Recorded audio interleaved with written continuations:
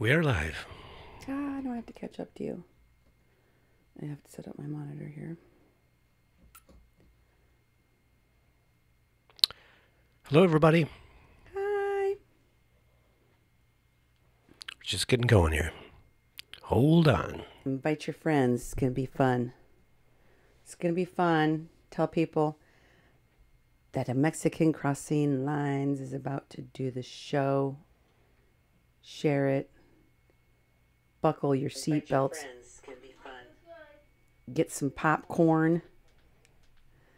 For real, though, get some popcorn. Or your favorite snack. Get some snacks ready. Because I have a feeling this is going to take a while. Oh, yeah. We have a lot of things to show you. Mm-hmm. Lots of things to look at tonight. Lots of things to listen to and analyze. Because we need to talk about rape culture in America. We need to have a better understanding of what we're dealing with here. And I'm ready to do that. Are you ready to do that with me, Duke? Definitely. Ready to roll. And, you know, I really do want to hear your input because as a male, as a man, as a white man in a white male supremacist country that, you know, puts white men first, you have like all of the privileges. Oh, yeah. You get all the privileges. Well, let's cue music and get going here. Let's do it. Let's get it. I'm ready.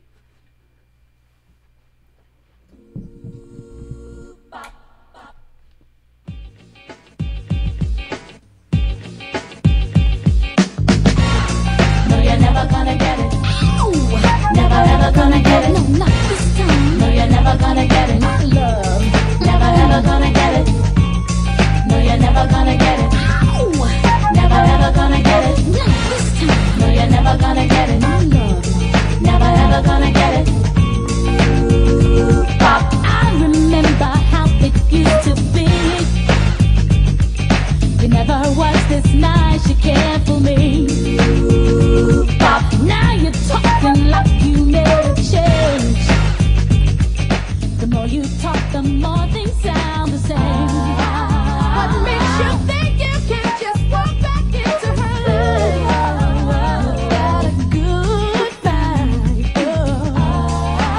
I just sit back and watch you make a fool of yourself. 'Cause you're just wasting your time. No, you're never gonna get it. Not this time. Never ever gonna get it. My love. No, you're never gonna get it. Had your chance to never ever gonna change. No, you're never gonna get it. Not this time. Never ever gonna get it. My love. No, you're never gonna get it. Had your chance to never ever gonna get it. Pop. Now you promised me the moon and stars. Save your breath, you won't get very far. Pop. Gave you many chances to make change.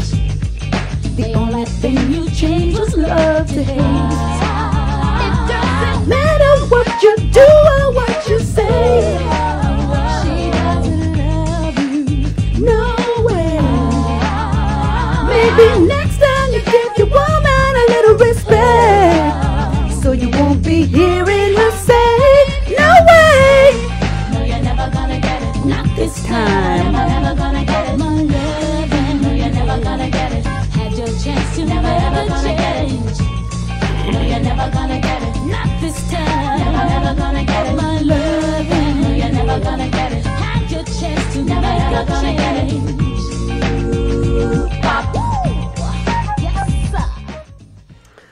I give to the needy and not the greedy. Yeah. 'Cause when you like it, you lose it. Mm-hmm. Okay. So, thank you for being here with us on... You ready? I am ready. Mexican Crossing Lines with your hosts, Cindy Gomez-Schempp. And Duke Gomez-Schempp.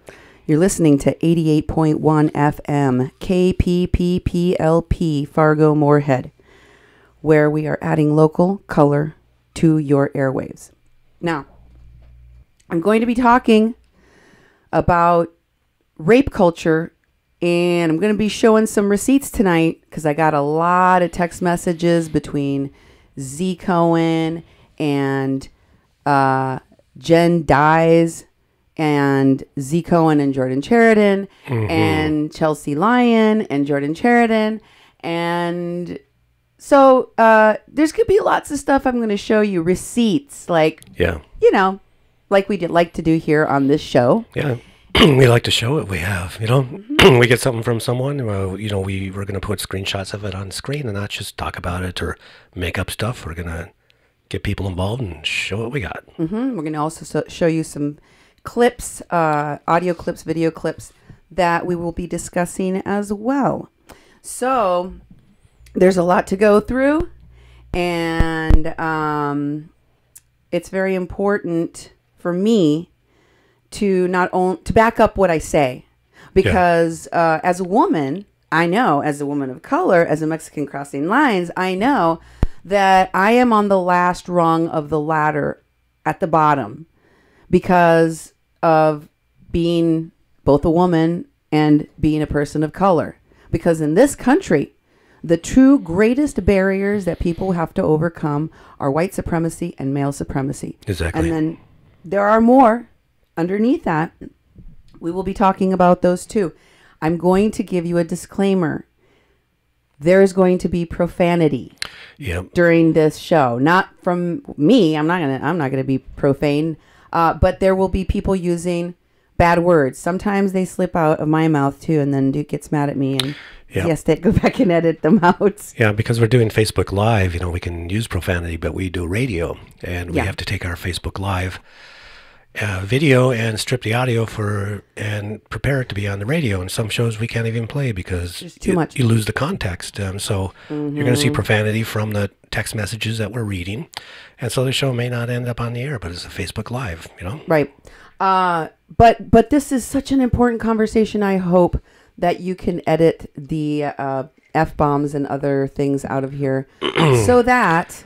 Yeah, I can do that, and you'll see me looking down a lot because I'm running controls over here, and I'll write down everyone and timestamp them and try to edit that and make sure this actually is broadcast on our radio station 88.1 so people in the Fargo-Moorhead community can actually hear it, because it's really important information that everyone needs to hear, and people have been following this story in this community because we've been broadcasting the majority of our shows in Fargo-Moorhead. So disclaimer, if you don't want to hear profanity, you should leave now. Yeah. And it's going to be a long one, so grab some snacks, grab something to drink, make yourself comfy. Let's dive right in. Tell people how to get a hold of us. Thanks once again for everything that you've sent me that allows us to put shows together like this for all of you. How can folks get a hold of us? You know, and I'm glad you did that, because it's really important to thank people for sending stuff to us, because you do send a lot of information to us. And I'll go through the different routes, because there's many ways to get a hold of us. So one is a call-in number. You know, it's a message line where you can leave a message, an audio message, and the number is 701-566-0917. It's right there at the bottom of your screen down there. Again, you can leave a message. It's 701-566-0917. And we also have email, Cindy at kpppfm.com, and me, Duke at kpppfm.com. You can also go to our Facebook page at 88.1 FM Fargo-Moorhead, and you can leave us a message there. A lot of people have actually used that. It's kind of nice because then there's screenshots, and we can take screenshots and use those screenshots, and there's videos and different things you send us, and we really appreciate it. And you can follow Cindy on her public page at Cindy Gomez-Schempp. And don't forget about kpppfm.com. That's our main website where we take all of our podcasts, all of our shows, put them up, put the audio up, put the video up, and you can comment on those videos and on each one of those shows, or you can send us a message in our contact form right there on the website, kpppfm.com. So many ways to get a hold of us. I almost had Nemo come into the studio today to do this section of the show, because I was gonna. He's one of the moderators on the show. He's not the only one that's moderated the show, but he is one of the main moderators. And as my oldest son, he is more fully aware of the kinds of guidelines and policies that I set, the standard I set for our station, which is a pretty high bar in comparison to the rest of anybody that calls themselves media. I want this to be a safe space, and in true fashion. So if somebody is being divisive in the way that I define divisive, if you're attacking victims of rape, or if you're attacking people with racial epithets or homophobic or transgender phobic slurs, I'm gonna not want you in our, you can't be interacting with the folks that come on to my show to be in a safe space. So you will be shut down. This is our platform. If you want to be disgusting, you can go do it on your own. Do your own Facebook Live and rant and heave hatred and spew slurs at people and make your own following. This is my following, a Mexican crossing lines. And I shut down bullies and shamers here. We shut it down. Mm-hmm. So if you have been banned from commenting on a show, you probably did something, and you did it repeatedly, and you were told and you didn't stop, that was not acceptable. Your rights to free speech do not mean you have the right to threaten, hate on, slur, and aggress people. Not with your language, not with your bodies, not here. Okay? So, Nemo's going to drop the note from the moderator into the comment section. We'll probably do this on every single show, just so that people have it and they know what happened. If you can't comment for one show, it's also up to the moderator, depending on the severity of what you did, how long you will not be able to comment in our shows. That's right. We'll put you in timeout. It's perfect. It's totally appropriate that we can moderate our own show.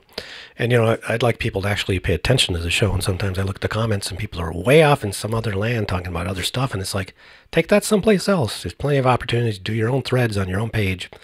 And, so pay attention to the show and comment on the show. And we're just wanting to make sure that people stay on task. And, I come from an era where we had moderated discussions all the time. It was kind of the beginning of the internet, and it's totally appropriate to do that, so it's, and Facebook actually does it too. They hire moderators, so they're in there going through stuff too. But, our stuff is just about respect, and it connects to the work we do. So we would really appreciate it if you look through that and just, behave appropriately, and enjoy the show, please. I like to lead by example, so we have set this as our example. This is how we would like the media to look. This is how we would like the media to respect the weakest people in our society and give them the preference of being protected in a safe space. Because that's what we do here at KPPPLP. We give voice to the voiceless. We give a platform to those who don't have one. I'm going to start off today by talking about one of the many things that has recently set me off. I've talked about the perfect victim, right? There is no perfect victim. And if you're looking for a perfect victim, then you might be a rape apologist and also an a-hole. Mm-hmm. And this is the time in history, okay? This is the moment in history when the tide is turning. Let's be honest. I haven't heard a single person on this Jordan Chariton rape allegations. I haven't heard a single person, not those defending him and not those apologizing for the rape, that has actually done a good job of discussing rape culture, of discussing the best way in which not to judge the victim, not to re-aggress and re-victimize the victim. And I'm going to show you examples of how even those people who are defending Carly in the Jordan Chariton thing are not talking about it right. How we don't talk about rape and rape culture and sexual abuse and misconduct in America the proper way. None of us. If we have a rape epidemic, if we can admit that there is rape culture in America, then we also have to admit that we all contribute to it. Okay? Just like I told you, if we're going to admit that racism is ubiquitous in America, then we're all invested. The white people and the people of color too. Everybody is investing in some way, making it possible, making the environment rife for racists to take a slug at someone, for racists to oppress people, because that's how these systems were set up. Not so that racism would happen once in a blue moon, but so that the majority of the time racism is in full force. So that it's so normalized you can't tell when something racist has happened because it's happening all the time. So you think you have to wait for the N-word or someone hanging from a tree from a noose. Okay, we think of rape culture the same way. A real rape has to be a stranger that catches a woman by surprise, and she has to be the perfect victim, meaning she can't have had a single drink. She can't have been dressed in a way that someone might find inappropriate. She can't have had used any drugs or been alone. Anything that is used as an excuse to say that she did something to make her deserving of the crime that happened against her. It's the exact same tone, the exact same hateful language that is used to crucify and criminalize posthumously all of those black and brown people that are murdered by cops after they're dead. Well, he shouldn't have been walking in the middle of the street. He should have listened to the cop. He shouldn't have been carrying his phone like that. It made it look like a gun. He shouldn't have been outside. He shouldn't be breathing. He shouldn't be black. He shouldn't be driving. He shouldn't have a concealed carry. He shouldn't exist. And that's what you're saying. You shouldn't exist. Because there isn't a world in which you are a victim. Never. Not if you're a child. Not if you're an old person. Not if you're mentally disabled. Not if... It doesn't matter. If you're black, you are automatically guilty of whatever happened to you. And you deserved it. And that's what we do in America. We re-victimize the victims over and over again. Yes, everyone. Everyone has that tendency. Everyone jumps to that conclusion with racism and with rape.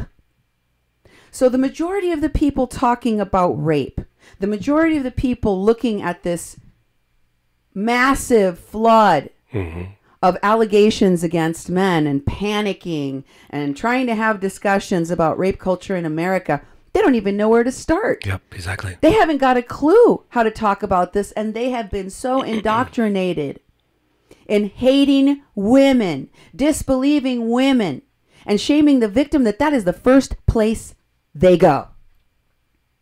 Especially women. And I'll tell you why.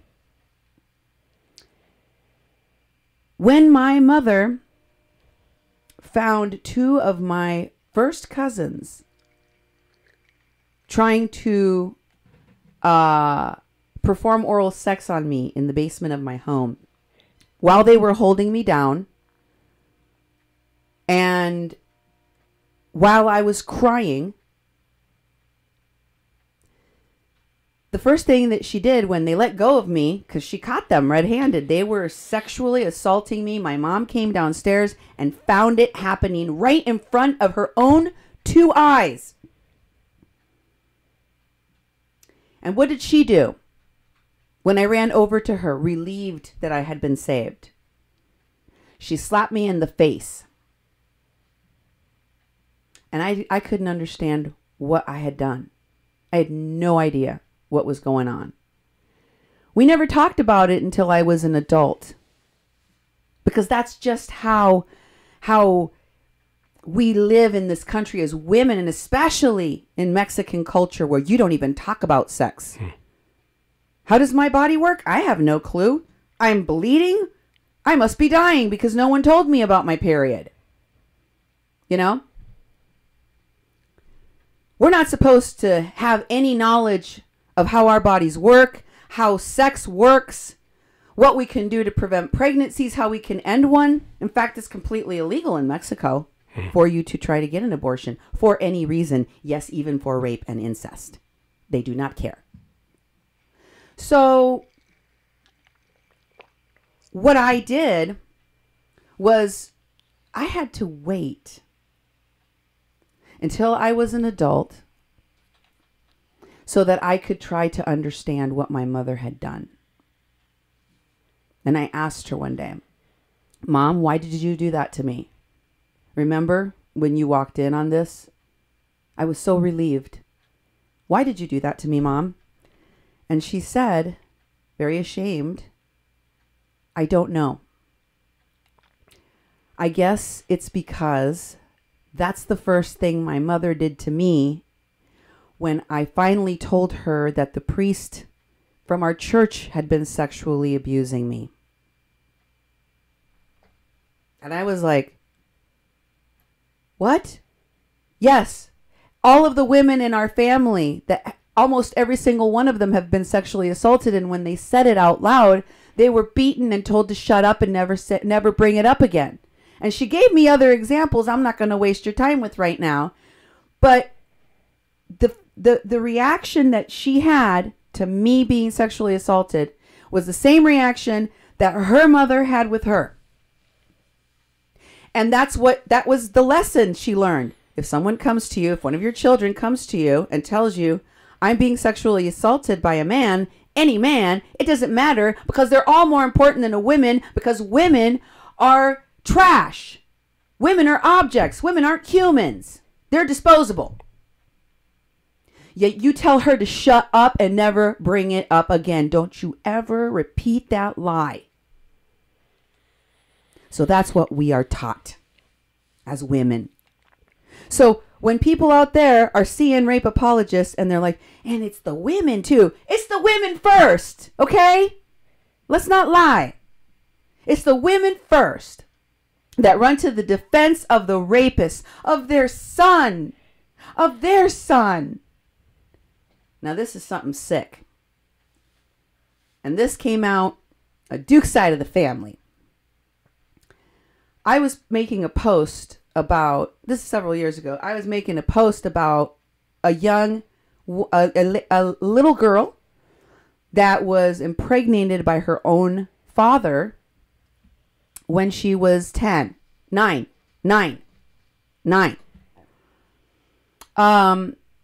Doctors, experts who were paying attention to the situation said, this will be a dangerous childbirth if she's forced to carry it to term. She's from Central America, so it's illegal there. All the slave countries control women's reproduction and their ability to have birth control because we're slaves, because they don't respect women. So anyway, what was I saying, honey? You were talking about the young girl who was forced to go to full term. The girl that I can't remember what country she was from, but she was not allowed to get an abortion, and I posted about it, and I was really disgusted. And one of Duke's pro-life, anti-abortion family members said that, we should have compassion for the little girl, because I was saying anybody that would say that that this little girl should carry this baby to term doesn't care about her. She's a little girl. Mm-hmm. She's a little girl. And she could die because her father raped her. And this family member of Duke's was arguing with me that you can argue for having some sympathy for her, but you also have to have sympathy for the rapist. Isn't there enough room in my heart? And if I believe in God and say that there's not enough room, then I'm lying and I'm not a real Christian. And I asked her, why on earth is her first instinct to also have compassion for the rapist? I was like, this is a crazy thing I'm seeing happen right in front of me, and I don't understand it, and I need her to explain it to me. And she did. And it was terrifying what she said to me. Listen to what she said. She said, well, when I think about all my sons, when I look over at my son, my young 9-year-old son, and I think about his future, what he might do, what might happen to him, what mistakes he might make, I think, I want there to be compassion for the rapist too. And that's what she said. For real. That happened. That's what's going on in the minds of women that defend rapists. Okay? Well, I was raped and nobody gave a crap, so screw her. Or, well, my husband's a rapist and I still live with him. Yeah. Or my son's done some raping and I still like him. Yeah, and a really, really big problem is that we don't, like in my family, we didn't talk about sexuality. We didn't talk about relationships. We didn't talk about misogyny. In school, we had no training. I had my first human sexuality class when I was like 18 years old in college, and I was being taught nothing about relationships. And I've been in, several really long-term relationships, and I never was taught how to have one. I was never taught how to respect women. I was never taught what consent was. And, we think about, this is a huge problem in our society, and there's really not much being done about it. There's we're not teaching young men early on how to have relationships and how to have respect. We haven't been talking about consent my whole lifetime until recently. Recently, the idea of consent is something that's really come through the courts. I mean, and there was a time when I was younger that there were no men on trial for rape because it wasn't defined. There wasn't anything defined in relationships from the male perspective that they were doing wrong. And now we have an era of where there's more people becoming enlightened, but we have no tools to how to deal with this in our society. And there's really nothing being put in place. So we're having these discussions and people are saying these different things. We have things defined in law on what rape is and different degrees of sexual assault. And people don't even know that stuff. So these arguments are going back and forth, and it comes to a lack of respect for women, misogyny, the universal subordination of women in cultures around the whole world. And we aren't discussing that. We aren't teaching children early on. In fact, parents are like, I want to teach my kids about sexuality, not the schools. And they're teaching them stuff that's really messed up. They're teaching them rape culture. Yeah, teaching them rape culture, and it keeps on being perpetuated by all of us. And racism. Let me show you how they're connected, okay? You hear all these rape apologists say, not all victims are telling the truth. You heard that one? Oh, yeah. I'm sure you have, right? When their friend, the person they work with, they're like, women should be believed, and no one should slut shame or victim blame a victim of rape or sexual assault. But not always, because sometimes the victims lie. Okay. You've heard them say that, right? Mm-hmm. It's true. It's true. And you know when the most common instances that we know of in all of history where women lied, where it did happen that they were completely lying and they got somebody killed? When men, white men, used the excuse that a black man had raped a white lady so that they could lynch them without a court of law or police or anyone. All they had to say, and it was men. It was men, okay? And they would use it randomly. They could choose any man, any time, and say, that black man looked at my wife, and I decided I would kill him. And that would be okay. Because black people have always been completely expendable to white people, to white supremacy. You can kill them. You can cut them into pieces. Doesn't matter what age they are. You can just destroy them because they're not human. I'm talking about the same thing. Yes, there is a propensity in a certain sector of the population to lie about rape, and it's white men. Okay? That's who the ones that are most likely to lie about rape. And the reasons are the ones that I've already given you, so that they can aggress against, so that they can attack and kill people of color. white men, and next in line as the biggest liars is white women when they're accusing men of color in that specific scenario. Okay? Okay, so let's be real. Let's be real about these rape apologists and their lies. I was going to start off with this article where this rape apologist was talking about, she wrote this like long editorial in the Medium. I don't know if you guys saw it. You can put the link in the comments. And it's just so disgusting the way that this rape apologist lady, because she goes through this whole thing talking about how she's a sexual survivor and how it's so important, you know, same MO, so important to believe sexual survivors, but not this one. And then she goes on in the most disgusting way to vilify her. And this is what she expected. The whole paragraph I'm going to talk to you, read to you next, is where she is saying that if this woman had truly been raped, if this woman had truly been assaulted, if what Al Franken did to her rose to the level of of what you can call an assault or a rape, then these things would have manifested. This is what we would have seen. Just like Jordan Chariton said, if I really did rape Carly Hammond, then how come she came to New York? If this woman is telling the truth about being victimized by this man, then how come she still lived with him, or how come she stayed with him for so long? Or because women don't have any power in this society. Stop acting like we do.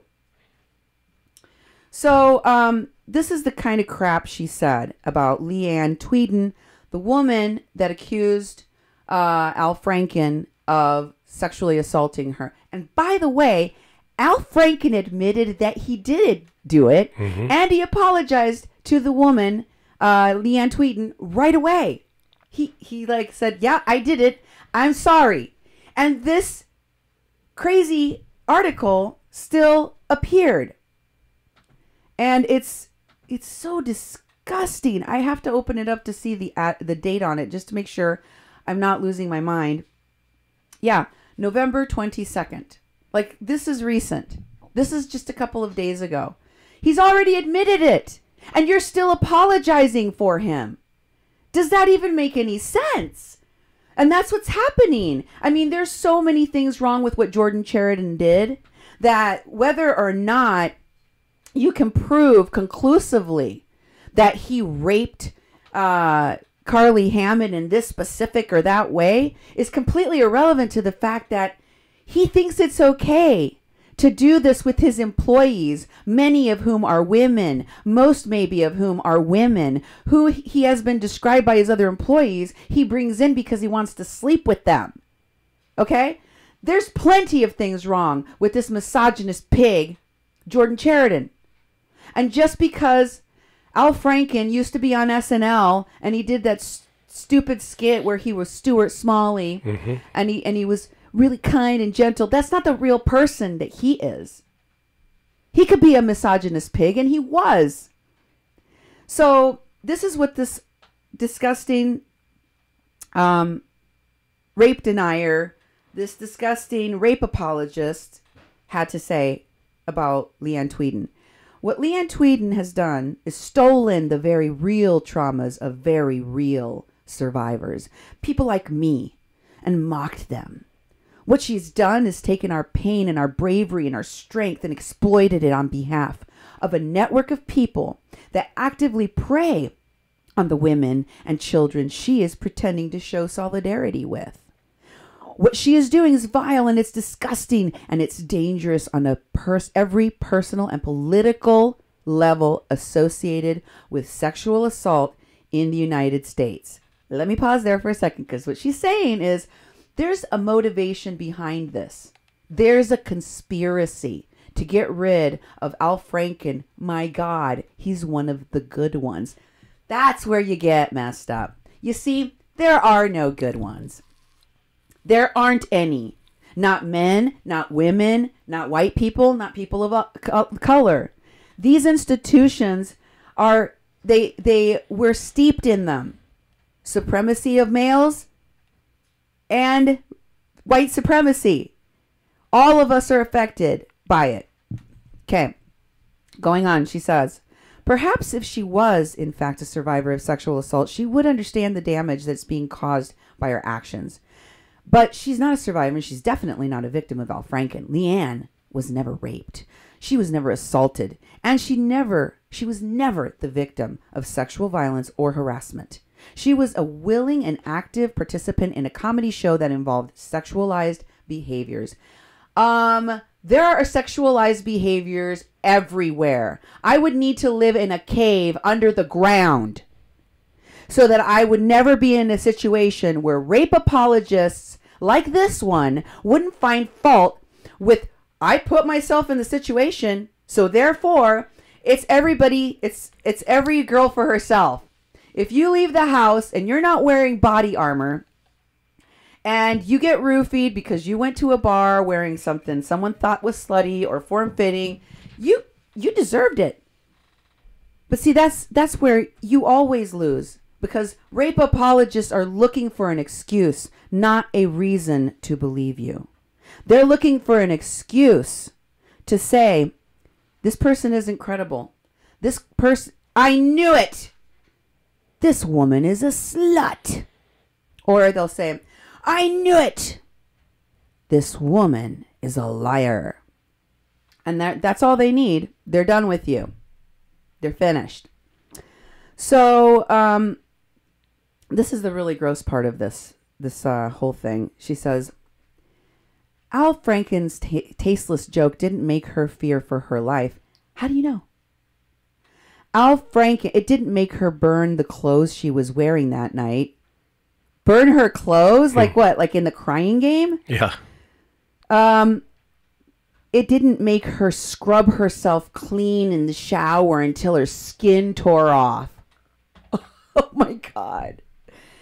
This joke didn't keep her up shaking and puking and sobbing on the floor of her shower as she bled down a drain pipe. It didn't send her to the clinic for STD tests. Okay, so this woman has this like movie-like scenario of what's supposed to happen in a real rape.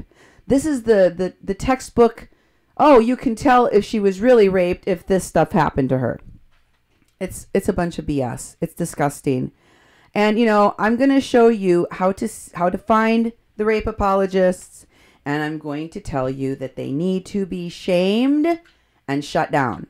Right now, there's, a gap. These people are just the same as the people in the South that were fighting against desegregation of schools. And they were saying, what was that governor? What did he say? Segregation now, segregation tomorrow, segregation and segregation forever. Yeah, George Wallace. George Wallace. You know how you all know that quote? You know how you all remember it? Because he's a go-to racist, right? Bull Connor. Right away, Bull Connor, racist sheriff, racist cop, right? These people's names live in infamy. We use them as examples of the most disgusting people in the history of our country, right? Well, those people that are rape apologists right now are going to be the Bull Connors of rape apology tomorrow. They are the Bull Connors of rape apologists today already. They just don't know it. But we're screenshotting their crap. We're taking note of the things that they're saying wrong, and we're going to hold them accountable. Even the supporters. I'm going to hold everyone accountable because the supporters don't know how to talk about rape either. And, I'm sorry. A lot of the ones that are out there talking about this, like H.A. Goodman and Tim Black and Nico House, I appreciate that they're talking about it. I like the way that H.A. Goodman interviewed so many of the people surrounding the story so that we all had more information. But men still don't know how to talk about rape. Men still don't know how to talk about consent. Men infer consent in all sorts of situations and talk about it in that way. Well, you know, whenever there's alcohol involved, if you're the kind of person that puts yourself in that situation, and I'm sitting there shaking my head, like, nope, that's not how it works. You can't hold a woman accountable for doing exactly the same thing men do all the time, which is go out in public and have drinks, and then say that she was herself responsible for her own rape. Okay? No. You don't know how to talk about this, men. I'm sorry, you just don't. And most women don't know how to talk about it either. And unless you spent an awful long freaking time doing it, practicing, it's not going to come easily to you. Do you know how long it has taken me as a woman that is a survivor of rape to be able to talk about my sexual assaults and my rapes without going right back there? Without getting triggered so hard that I go into a spiraling depression for months? Without crying and breaking down? Without having nightmares for months after that? Without having to go back on Xanax and Ativan? It's taken a long time. It's taken decades of my life to get to where I am. And I have worked very, very hard to learn how to talk about this. To learn how to talk about this interracially, intersectionally, so that we can have a better understanding and we can learn how to be more effective at eradicating it. Because one thing I can assure you of, as a mother, I swore that I would build a better thing for my children. It terrified me my entire life that nobody in my freaking life made me feel safe. Not my parents, not my grandparents, not my friends, not a single freaking person in the world ever made me feel safe. That I could be free of the male gaze, that I could leave my children alone with that man and not be afraid that he would molest them. Never, never, never in my life. And I thought, by God, before I leave this earth, I'm going to try to understand this animal and destroy it so that it does not destroy my children. And I think that I have done a hell of a good job. I think I have done a hell of a good job. I have not been able to prevent my children from being sexually assaulted. One of my children has already been sexually assaulted. I don't think I will be able to prevent them from being sexually assaulted in their lifetime because it is so prevalent. They are statistics, and almost everything that can happen to them at the hands of ruthless people will. So, what I can do is not lie to them. What I can do is prepare them for how they are going to be treated by others so that the re-victimization doesn't make them slit their wrists or hang themselves like so many of our native women, our indigenous women do right after they're sexually assaulted. What I can do is tell them what the rape apologists look like and how disgusting they are and where their own self-loathing comes from so they can understand. What I can do is teach them how to talk to other people about this, to test people, every single M or F they come across. Test them. Be they male, be they white, be they, queer. I don't care. Test and verify. Is this person a racist? Is this person a rape apologist? Do they hate women? And to what degree do you need to concern yourself being around this person? Because there was a level of misogyny and celebration of rape culture and white supremacy that my husband, as a white person and as a male, carried around when I first met him. And I thought, Lord, do I have the patience? Do I have the patience to explain to this man what is wrong with him? And will I have the strength to walk away from this relationship at any point if he wants to hold on to those disgusting and vile habits? And I said, well, hell, let's give it a whirl. It worked out. We're still here. But not because he wasn't also riddled with male supremacy and white supremacy. Everybody is. So here are, the things that I have to say about Zee Cohen. Zee Cohen was supporting Chariton, was trying to protect Chariton, did not believe Carly when she first came forward. So you're going to see in her text messages, first I'm going to show you the ones that she had with Jordan Chariton. She speaks in a way that is not completely supportive. I know she has now come out completely in support and said she was wrong for not having believed the victim originally. I think she was also waiting for more evidence, and I think that's a mistake a lot of us made. We waited until 50 women came forward before we would have a discussion about serial rapist Cosby leaving television and being charged with crimes. So, this is Jordan Chariton full conversation, not this like little tiny piece of text messages that circulate in the internet on behalf of Jordan, trying to make it look as if Z called this victim of his a liar. Okay. He says, Z, if you have ever considered yourself my friend, I'm really asking you to stop spreading false allegations about me to people. I now know you told Christian this. I now know you told Christian this, and God knows who else.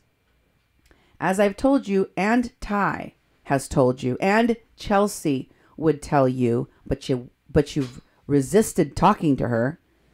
What Carly describes is not what actually happened. By spreading it around for whatever vengeance or anger you feel toward me, you're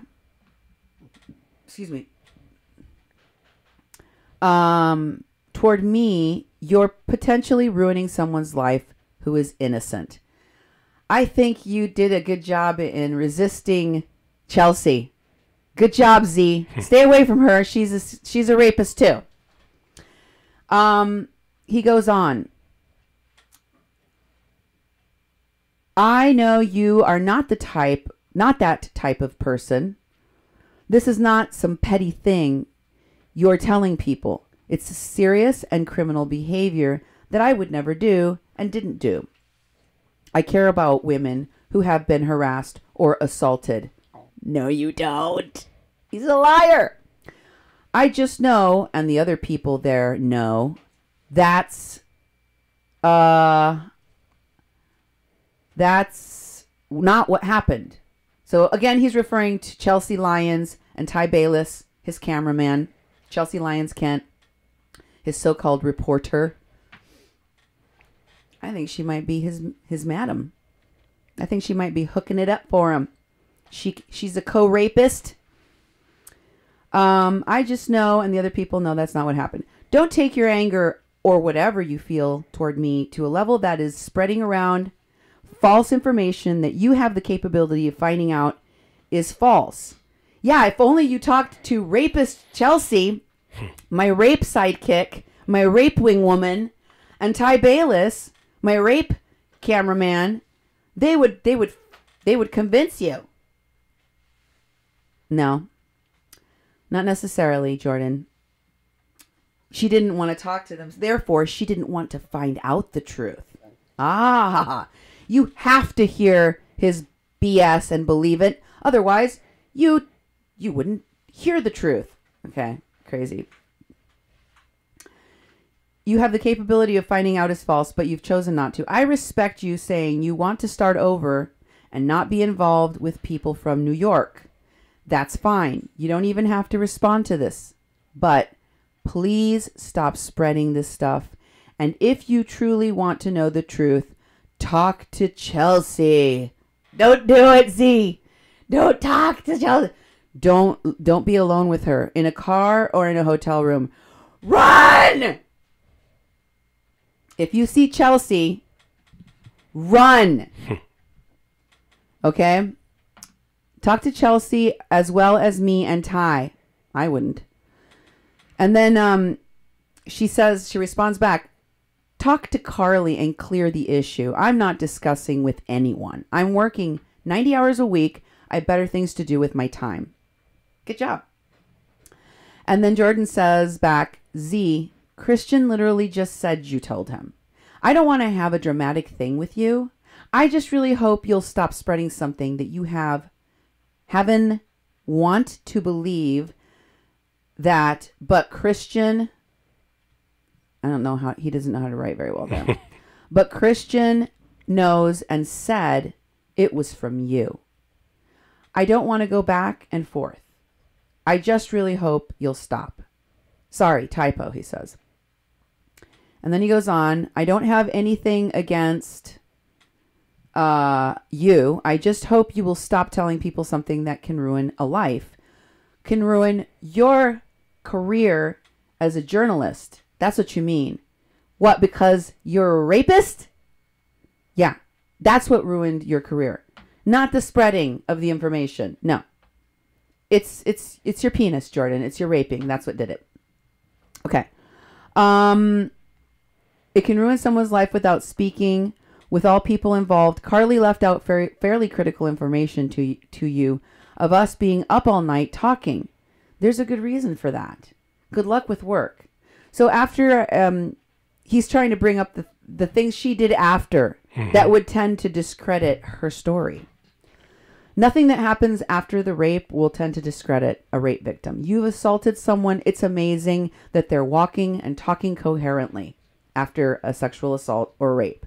It's amazing what women get up and do the next day of their rape. It's amazing that they don't just break down, that they don't just curl up into a ball and die after a rape. It's amazing to me. So anytime I see a sexual assault survivor or a rape victim doing something that looks like normal human behavior, like walking, talking, going to a job, having conversations, standing upright, I'm like, that's amazing. I think that she could have probably been a lot more effing traumatized and confused than she was. So this rape apology by Jordan, the rape apologist, the rapist himself, desperately trying to discredit his victim. It's so gross. Z says, that's a lie because I didn't tell Christian, so please end this crap. And then she goes on to say, we discussed JD and decided to write a piece on them. And Jen tried to prod him about Carly, which he didn't know about. And then Jordan there says, then you should talk to him as he just spoke with Jen about something else. This is Jen Dyes that he's talking about, okay? As he just talked with Jen about something else and told her you told him about Carly.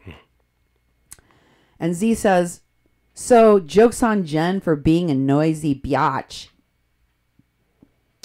Jordan says, okay, if that's what happened, good to know. That's not what I was told. Good luck with the job. She says, thanks. So that's the end of the conversation.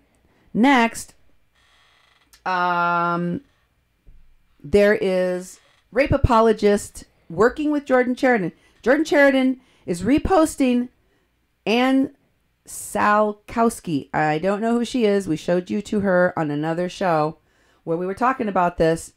And let's see. This is her post on Facebook. And she's tagged Jordan And Jen dies. Okay? Jen dies, works with Truth Against the Machine. I don't know if this other rape apologist does too. Anyway, they posted these tweets. So did Chelsea Lyons. Posted these tweets that really say nothing. Tweets by Ty Bayliss, the other rapist in the story. Interestingly, we were told, y'all recall the Medium article in which Jordan said that if this woman chose to go public, he was going to be coming out with these written statements he had. Mm-hmm. I ain't seen those statements. Where's the statements? This must be it. This is not a statement. He said he has signed written statements. They also said that Chelsea was going to be coming out with her version, which she did. And then Ty was too, but he never did.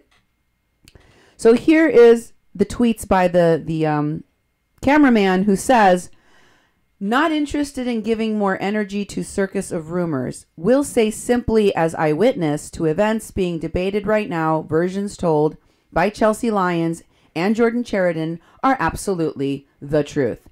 They're not the same versions, you moron. So there's a problem right there. He says every aspect of the night was consensual for all parties. This needs to end. Yeah, you would love for it to end. And because he's a rape apologist that was raping with Jordan, I hope people remember that so that the next place where he goes to work as a cameraman is aware they have a rapey rape apologist working for them. Women, beware. Also, this Ann Szalkowski, who the F is she? Why is she apologizing for Jordan's rape? It's disgusting behavior. And it stinks to high heaven because all of these people they haven't said the truth. They haven't told the truth. So let me just tell you something else that you need to keep in mind. Nobody's talked about this. Well, some people have talked about it in the progressive circles, but people aren't really talking about it. Because, first of all, the people that are supposed to be the bad guys are the white racist Republicans, right? They're more rapey, and they're the ones making all the laws against, transgender people being able to use the bathroom they want, and they're the ones that are making all these laws against gay people marrying each other. But they're also the ones that are rapey, like Roy Moore. So they're trying to make this argument that men on the right politically are more rapey, so therefore you should give a break to the conservative rapists because we need to battle. You've heard this argument. What do you think of this? Well, are the liberals, as a liberal progressive, are you less rapey than the other men? No, it comes from the same mold, and I think that's why so many people are trying to discredit the victim in Franken's case because. They're saying resign, Franken, and people are like, he can't resign. That'll be a Democrat that leaves the Senate, so we got to keep Al Franken. So there's all this debate going on, and it just goes directly towards looking at the victim as someone who really isn't the victim. It is very prevalent. And I mean, that's been the basis of the, rape not being taken seriously, since the beginning. And in the courts, in the laws, they started to change the laws, but it has never been in favor of the victims. It's been in favor of the perpetrators. So men have been trained and have relied and have had that privilege of existence. And it's being challenged now, and we don't know how to deal with it because we've never been challenged. We haven't even had to think about it. And now it's kind of like, well, at what point, was...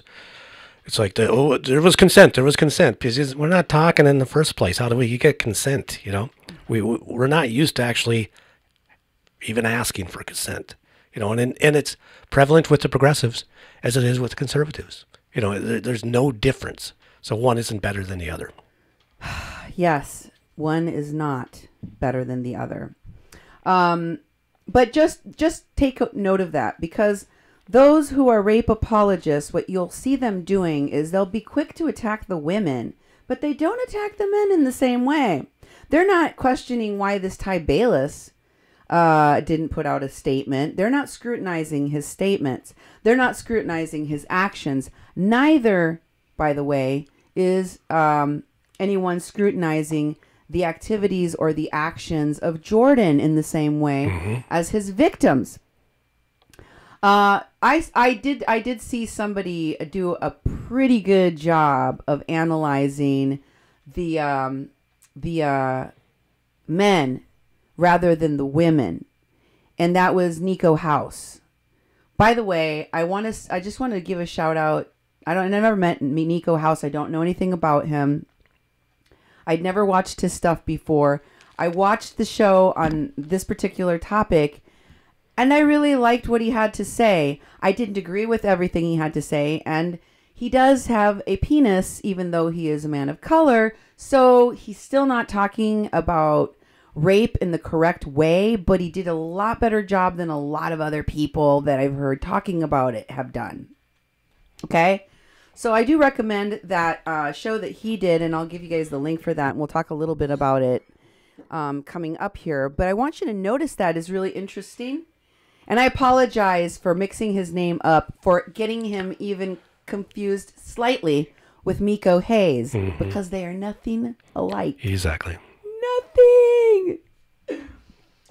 But Nico House just like... He really like nailed these people to the wall, and I liked the way he did it. I liked the takedown. It was enjoyable. I found myself like clapping and laughing out loud a lot of times. Like, it was entertaining. Okay, so and he made this point. He was like, "Look, nobody's asking about what Ty did. Nobody's scrutinizing the statements. What I'm going to tell you is the person they will scrutinize is the women."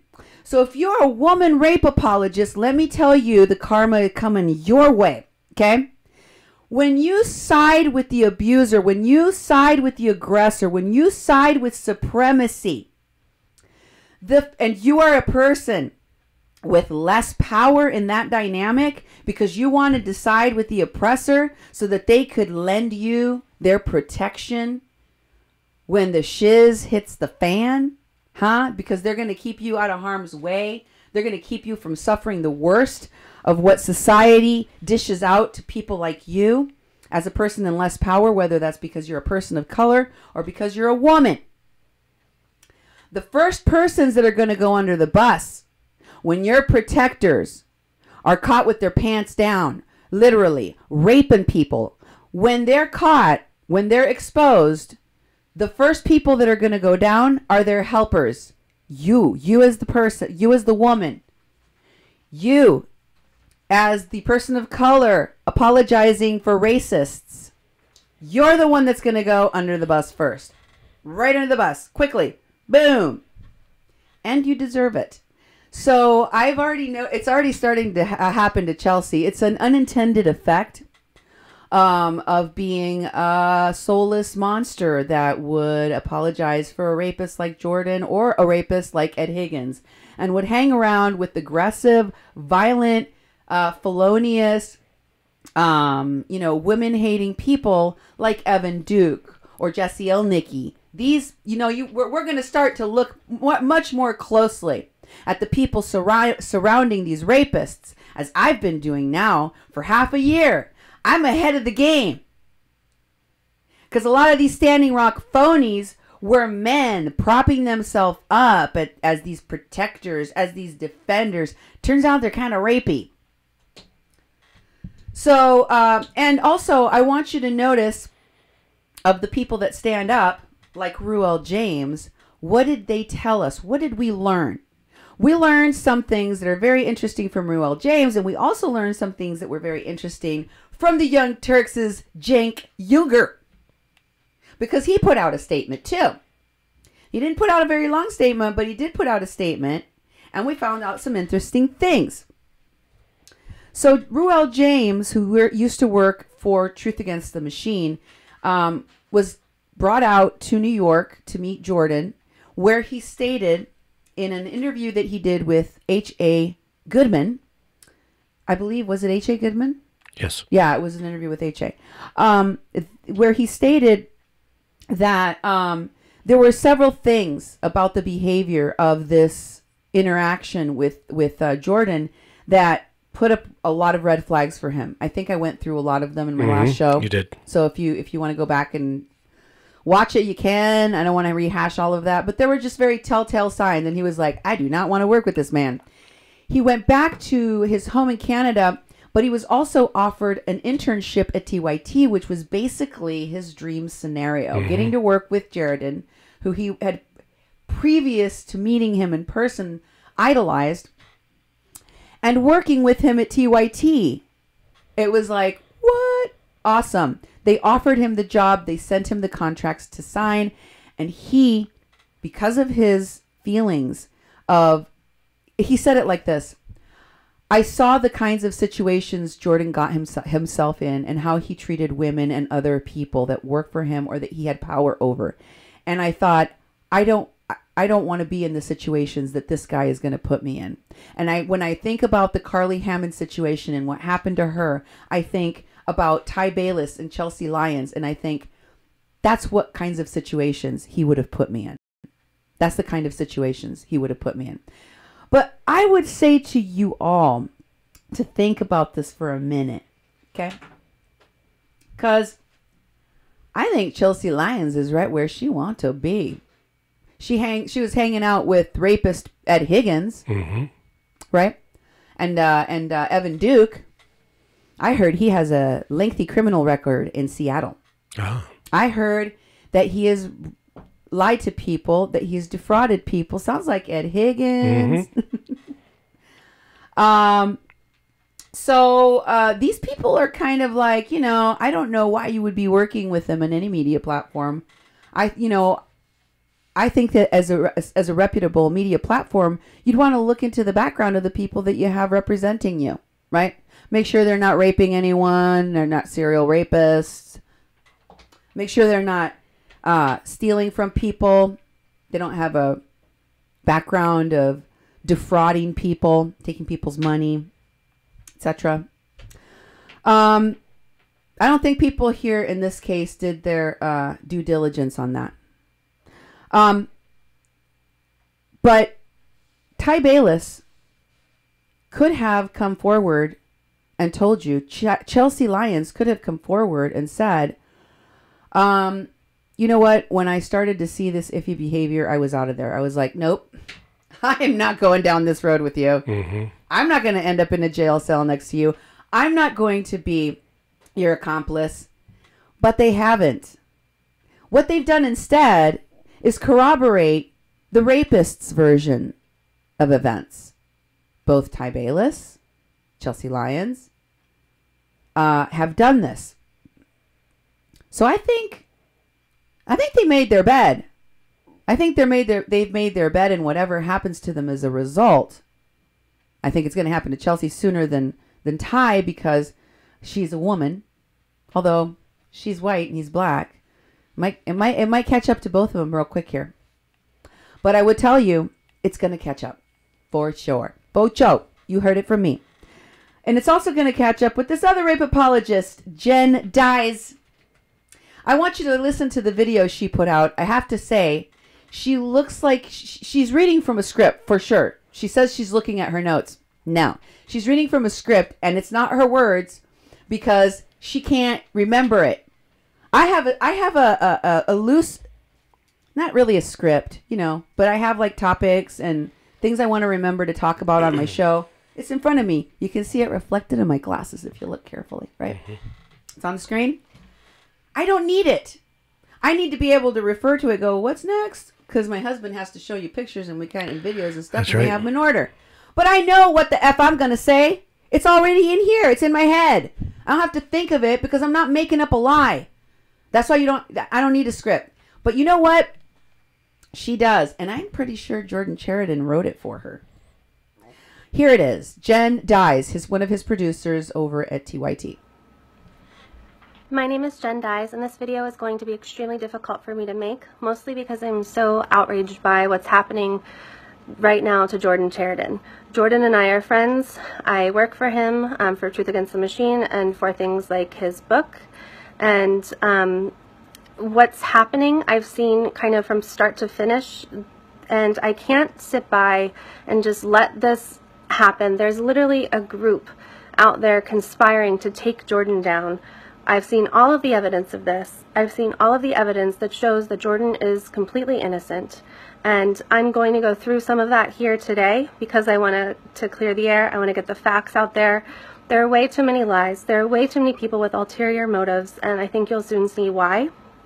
I also, and I will be looking down at my computer to reference notes because honestly, there's a lot here, and there's a lot that won't come out for a while. But I can say that as someone who has been assaulted as a young child, and who has seen, most of the women in my life have been assaulted or catcalled or, mistreated by men to some degree or another. Obviously, there's a great thing happening right now where men who have assaulted and abused women are getting their due, finally. Jordan is not one of those people. Jordan has never assaulted a woman. He would not assault a woman. And I think you're going to quickly see that the accusations that are going around right now are simply not true. First of all, I want to tell you that I did investigate this. I won't go into how or why, but without Jordan's knowledge, when I was told this information several months ago, well, I guess it wouldn't be several months ago because the alleged incident was in May, so this would have been in June or so. I investigated this without him knowing because I wanted to know if it was happening. And if it was happening, I wanted to be there to put a stop to it. And as someone who works very closely with Jordan, I was in a perfect position to shut down anything that might be happening. I was in a perfect position to take him down if he was assaulting or abusing women. The fact of the matter is, he's not, he hasn't, he's innocent. I've literally read Jordan and the accuser's message history, including from before and after the alleged assault. I fully understand that women who've been assaulted sometimes, or maybe even often, I don't know, still have chats with their abusers. But I think, once you see the evidence, you'll see that that's not what's happening in this case. In this case, there was no abuse, there was no assault.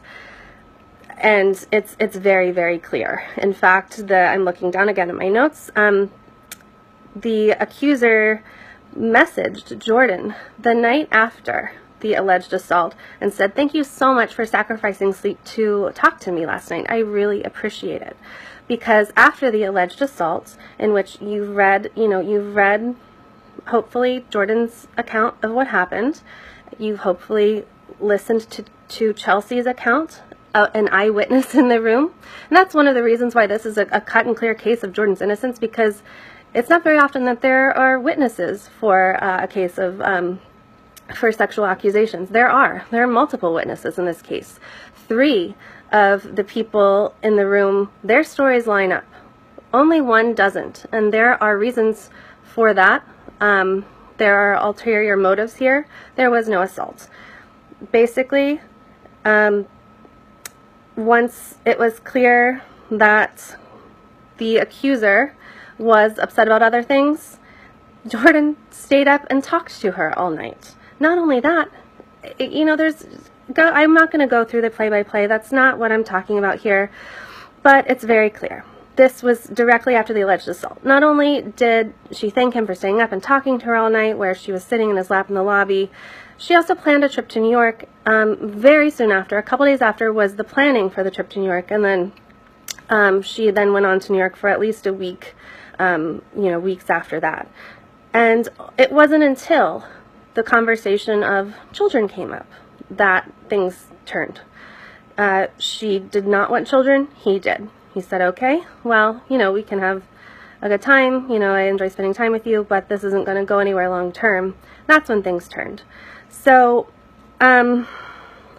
we also, as I said, tonight, another eyewitness statement is being released or has been released. So again, there are 2 eyewitness statements that line up with Jordan's. We also have the accusers in this group. I keep referencing the group, and I'll go into that more because it's really wild, and it's I think, as I said, once you see the evidence, you'll see why. But we have this concrete evidence that will be released. And there are multiple contradictions in the stories of the people who are going around saying these things. There are ulterior motives for each and every one of them. And I'll tell you a little bit about the group. So basically, they stupidly, this secret group, added someone who is friends with me. And they thought that she would, be on board with their cause. And what their cause is bringing Jordan Chariton down. Not just Jordan Chariton, other people like Chelsea Lyons, Truth Against the Machine, TYT. These people are not just, it's not as they're trying to paint it, a support group for people who've been assaulted. This is a group of people with ulterior motives who are doing everything in their power to bring Jordan down. And I am so outraged. I can't believe that people could be like this, especially in this environment where finally women are able to come forward, and men are being taken down who are doing these things. And they are using that environment. They are abusing that environment. They are harming the stories of women who have actually been assaulted. And it disgusts me. So, and in fact, as I said, they made the mistake of adding my friend, who was never assaulted or abused by Jordan. In fact, she had never met Jordan before last week with me when I was there. So this group was, they really wanted more accusers. They wanted more people to come out against Jordan. They were desperately trying to find someone. So they thought, okay, we'll add her. We'll figure this out. Once they figured out that she was sending us the messages of their secret group chat plot to take down Jordan Chariton and others, they kicked her out. And she had been playing along. And yes, in the past she had said things, including to me, about when she was upset with Jordan. She said things, and she completely says, those things aren't true. I was really upset. She told these people they may not use her statements and messages. They went ahead and did that anyway. So when you're talking about listening to women and respecting women, they completely did not do that. And so they've already had to publicly retract and take back the only other person they had as an accuser, or so they thought. In fact, Christian Szalkowski had to publicly tweet, "I do need to apologize to," I'm going to redact the name, "sharing her private messages was not okay. It goes against my values and only harmed more people, including her. Name redacted. I am sorry for what I did." We also have parallel conversations where some of the people in this crazy group plotting to take Jordan down were saying one thing to me, one thing to Jordan before everything blew up, an effort to kind of keep in Jordan's good graces. And once they figured out that that wasn't going to happen because their real character had been, released, let's say, that's when things really ramped up. So we have multiple lies, multiple conversations. We have all the evidence. It's insane. There were plans even to launch a counter Truth Against the Machine called Staunch. These aren't people who are sad because a person has been sexually assaulted. These are people out for revenge for other reasons, including, being let go from other jobs that Jordan had recommended them for.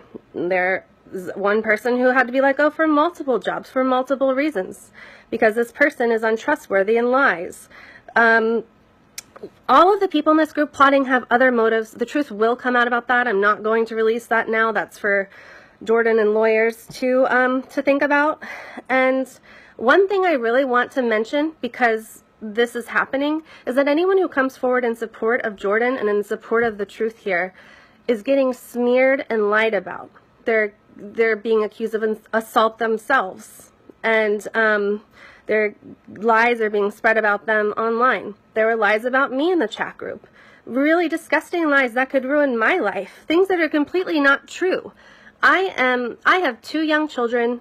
I am a good person. I work really, really hard in fighting for the truth.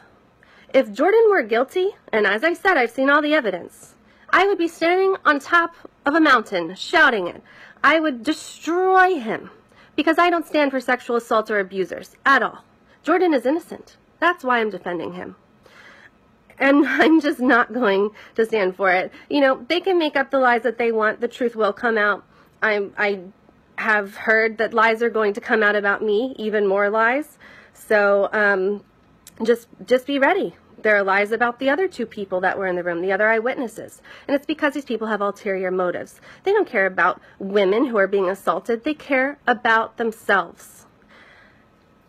I'm going to read some of the quotes, and then I'm going to sign off. We have one of the people in this crazy group saying, and I don't mean crazy as in like, I know it's not PC to say that. I just don't know what else to say about this group that's conspiring. Anyway, one of the quotes is, because we don't want it to be a Jordan Chariton is terrible story, we want it to be a Jordan Chariton is a sexual predator story. And there are multiple examples like this where they're shaping the narrative. They're like, they've come to the conclusion that they want. They know they don't have any evidence. They know they don't have any real people who've been assaulted. So they're like going on a fishing expedition, and there's nothing. Christian, I can't wait to add Jordan Chariton to this list, meaning the list of the Kevin Spaceys, the Harvey Weinsteins. Another person saying, Chelsea also needs to be brought down. She's a sick fuck. I mean, and Chelsea's released her own evidence.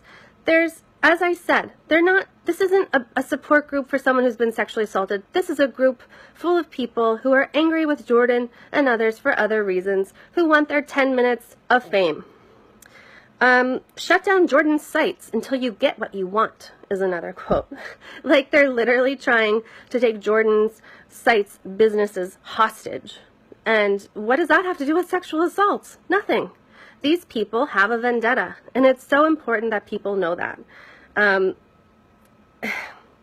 We also have their own public ways that they've discredited themselves.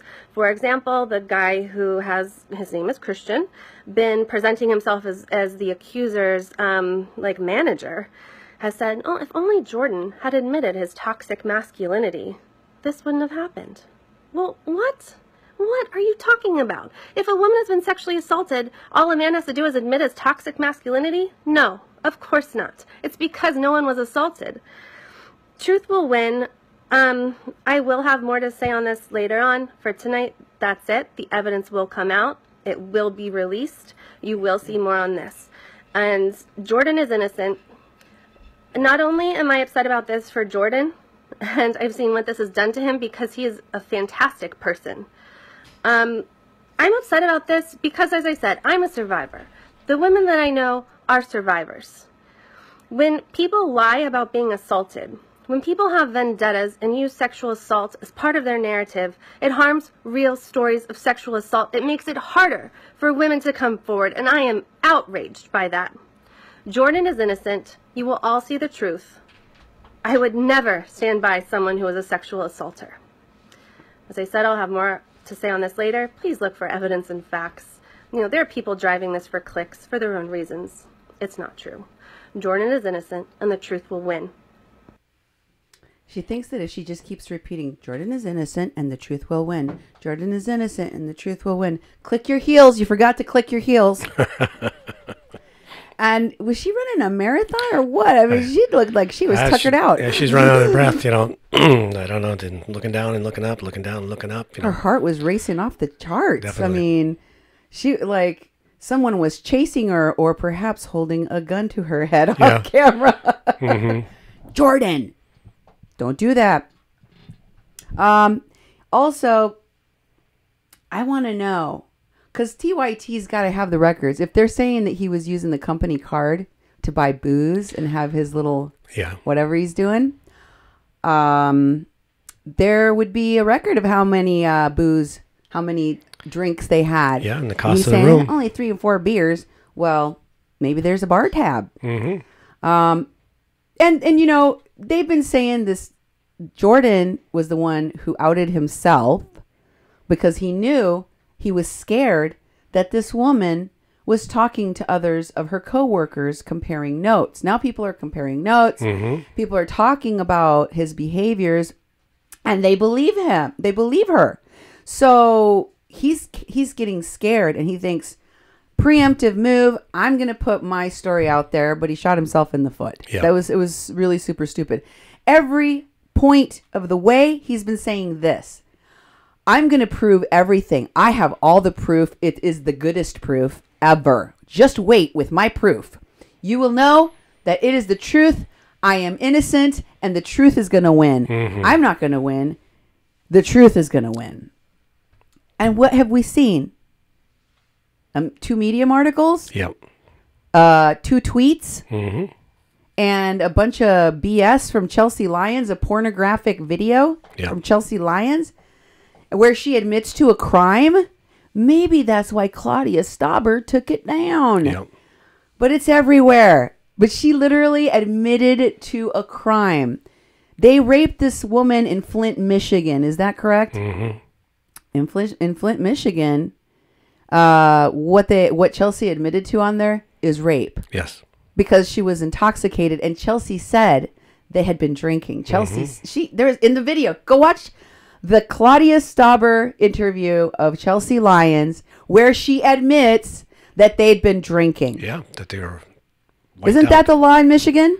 Yep, it's one of them that you can't have consent when there's a person is intoxicated, and very much you should look up the definition of rape in Michigan, and you can start seeing all the different degrees of sexual assault, and this fits in those degrees. Just look at them, and you'll see exactly that. And if the cops needed an easier way to investigate a crime, I don't know how there could be an easier way, because there's the criminals admitting this stuff in writing and in videos. And these rape apologists of theirs, I guess they decided they were just going to burn down their careers to protect the rape apologist. Didn't you see what's been happening to all of the other people accused? They're not getting promoted and given the presidency. It's going the other way. They're getting fired. They're losing their book deals. Things are happening to them, And you thought, Jen Dyes, you thought this would be the best time for you to put out a rape apologist video for all posterity? And how old are you? I can't tell. I can't tell how old she looks. She's young looking. Seems to me like at the beginning of what might have been a promising career. If not for her stupidity to stand with this rape apologist. How do you live that down? She's going to have to do another video in the future apologizing for this video, where she's talking about how I was really stupid, and back then everyone was a rape apologist. She's going to have to do that one. Just saying over and over again that the truth will come out when it's never come out. Jordan says he was going to give us these statements and all this evidence and blah, blah, blah. I ain't seen nothing. We're waiting eternally for this. Same way that Ed Higgins, when he was accused of rape, said he was going to prove that Missy Waddell was lying. I have proof. Well, nothing. He had nothing. We had proof. All they had was talk and attacks and silencing, because they have very similar MOs. If you want to get a better breakdown of all of the BS in that video, I'm not going to do it here, because to tear that apart would take some time. But H.A. Goodman did a pretty good job. He didn't hit all of the spots he could have, but he did a pretty good job on a show he did about Jen Dyes' video. So you should go watch that, and he even uses cuss words on his show, so it's even more interesting. She made friends with this woman. Jen Dyes made friends with the woman that she was referring to, that was in the chat group. Was in that chat room. So there was another alleged victim of his that was in the chat room, and apparently Jen Dyes befriended her, and that's how she found out what was going on in that chat room. It wasn't as if they were already friends. It was like Jordan could tell something was wrong. People were talking about him, and he said, okay, well, why don't you approach this person? That would probably be the weakest link. Befriend them, and then find out what the hell's going on. Like it planted a spy. Yep, exactly. to attack a woman he'd sexually assaulted, that he raped. Let's call it what it is. And here is the rape admission of just a little clip. Listen to the word that she uses here. This is a clip from that video where where Chelsea Lyons is interviewed by Claudia Stauber and admits to raping Carly Hammond. And then Carly goes to the bathroom. She's in the bathroom for like a really long time, you know, maybe like 30 minutes. Me and Ty are just hanging out in the hot tub, you know, like we're kicking it. Everything's good. And then she comes back out and she doesn't have her bikini on anymore. Like she's, you know, she's ready to go, whatever. Did you hear what she said? Yeah. She said that this is what she said before she got out of the hot tub. Chelsea Lyons got out of the hot tub and went and raped the woman. She said this right before. If you go watch the video in its totality, I couldn't do that to you. I made you watch the whole Jen Dies video, and I figured that might be vomit-inducing enough. I will not subject you to Chelsea Lyons' pornographic description of her rape because it's disgusting and horrifying. But what I did clip right there is what she said right before she went and raped the woman. She said the woman walked out of the bathroom naked, so there's my consent. That's right. She's ready to go. She's ready to go. For what? For you to rape her? She didn't need consent. She didn't get consent because she already has told you that's what she considered consent. She was ready to go. That's how rapists talk. Okay? And pay attention to the people that are around the rapists. Who hangs around with these rapists? Look at the Missy Waddell rape of Ed Higgins by Ed Higgins. And who was with him? Chelsea Lyons, Evan Duke. Look at this post about Evan Duke. We never talked about him in any great detail, but there was a post about Evan Duke that was circulating, that was sent to me, of Angie Spencer's, where she posted this. This is my post exposing Evan Duke was just removed by Facebook in violation of community standards. It had over 350 reactions and 35 shares. He doesn't want people to know the truth about his con artistry. He also blocked me from groups and is obviously trying to do damage control. This is just more sociopathic behavior, Evan. We still see you. This doesn't erase your misogynistic and predatory behavior. Cha-ching! There it is. Mm-hmm. Predatory. And your long history of conning, stealing money, lying, threatening people, abusive language, and alcoholic tirades. Wow. The alcohol, the abuse, the threatening, the lying, the conning, the predatory behavior, the misogyny. All of these people have it in common. Did you notice that? This thing goes on. Evan conned me for $9,000 and won't take responsibility. Take a look at his criminal records here in Seattle. I wasn't his first victim. It appears that hundreds of people have been harmed by him or taken advantage by him. This isn't about the money.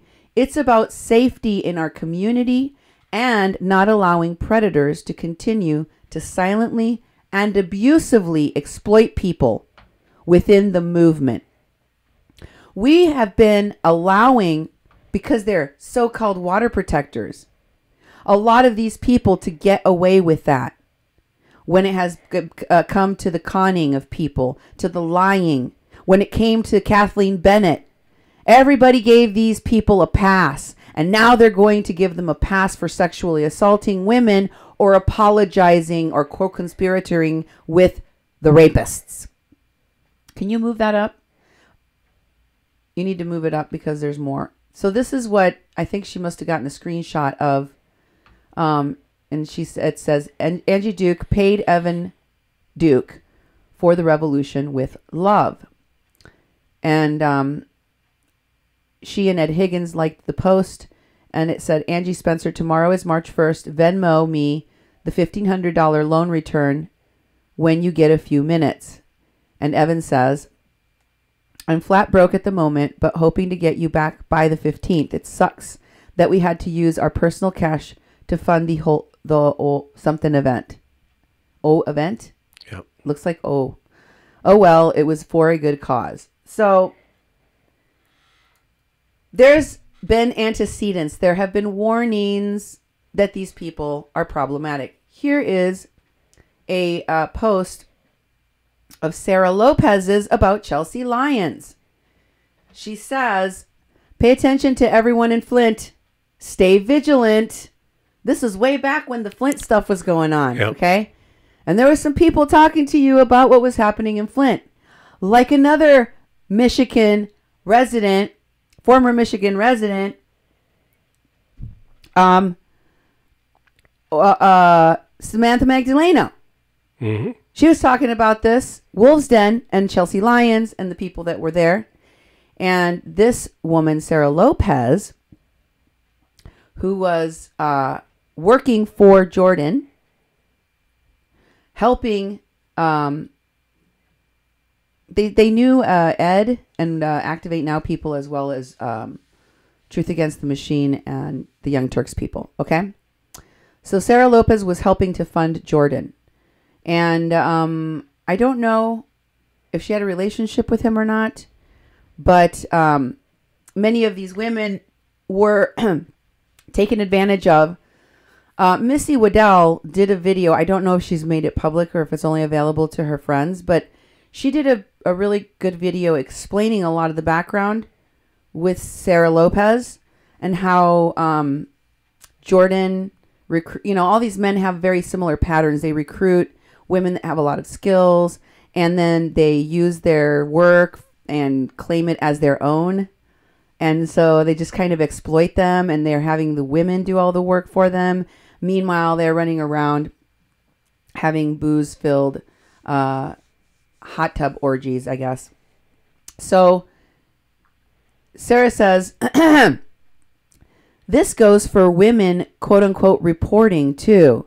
So she's specifically talking about Chelsea. She's like, pay attention to everyone in Flint, that even the people that are the women who are, quote unquote, reporting. And she goes on and says, Evan is one sad soul. He blocked me a while ago. And then Sarah continues another post and says, from months ago, and then I was blocked. Many individuals surrounding him are the same. We know one individual surrounding him is, of course, Ed Higgins. Mm-hmm. He says, many individuals surrounding him are the same. Men and women. A big aloha to that woman. So she's flat out saying, Chelsea Lyons, Chelsea Lyons, Chelsea Lyons. Because Chelsea Lyons is a so-called reporter from Hawaii. Okay? And Evan Duke says, we aren't bickering or calling anyone an infiltrator. I'm simply telling you that this is a secure chat, so be careful what you leak from it. Everyone here is vetted from an original member. It's called security culture. We have all gone through it at camp. Okay, so that shows you people have seen problems with these people for a long time. Let's look at the Jordan texts with Chelsea Lyons. I'm going to read you. I have a PDF on my computer that I'm reading from.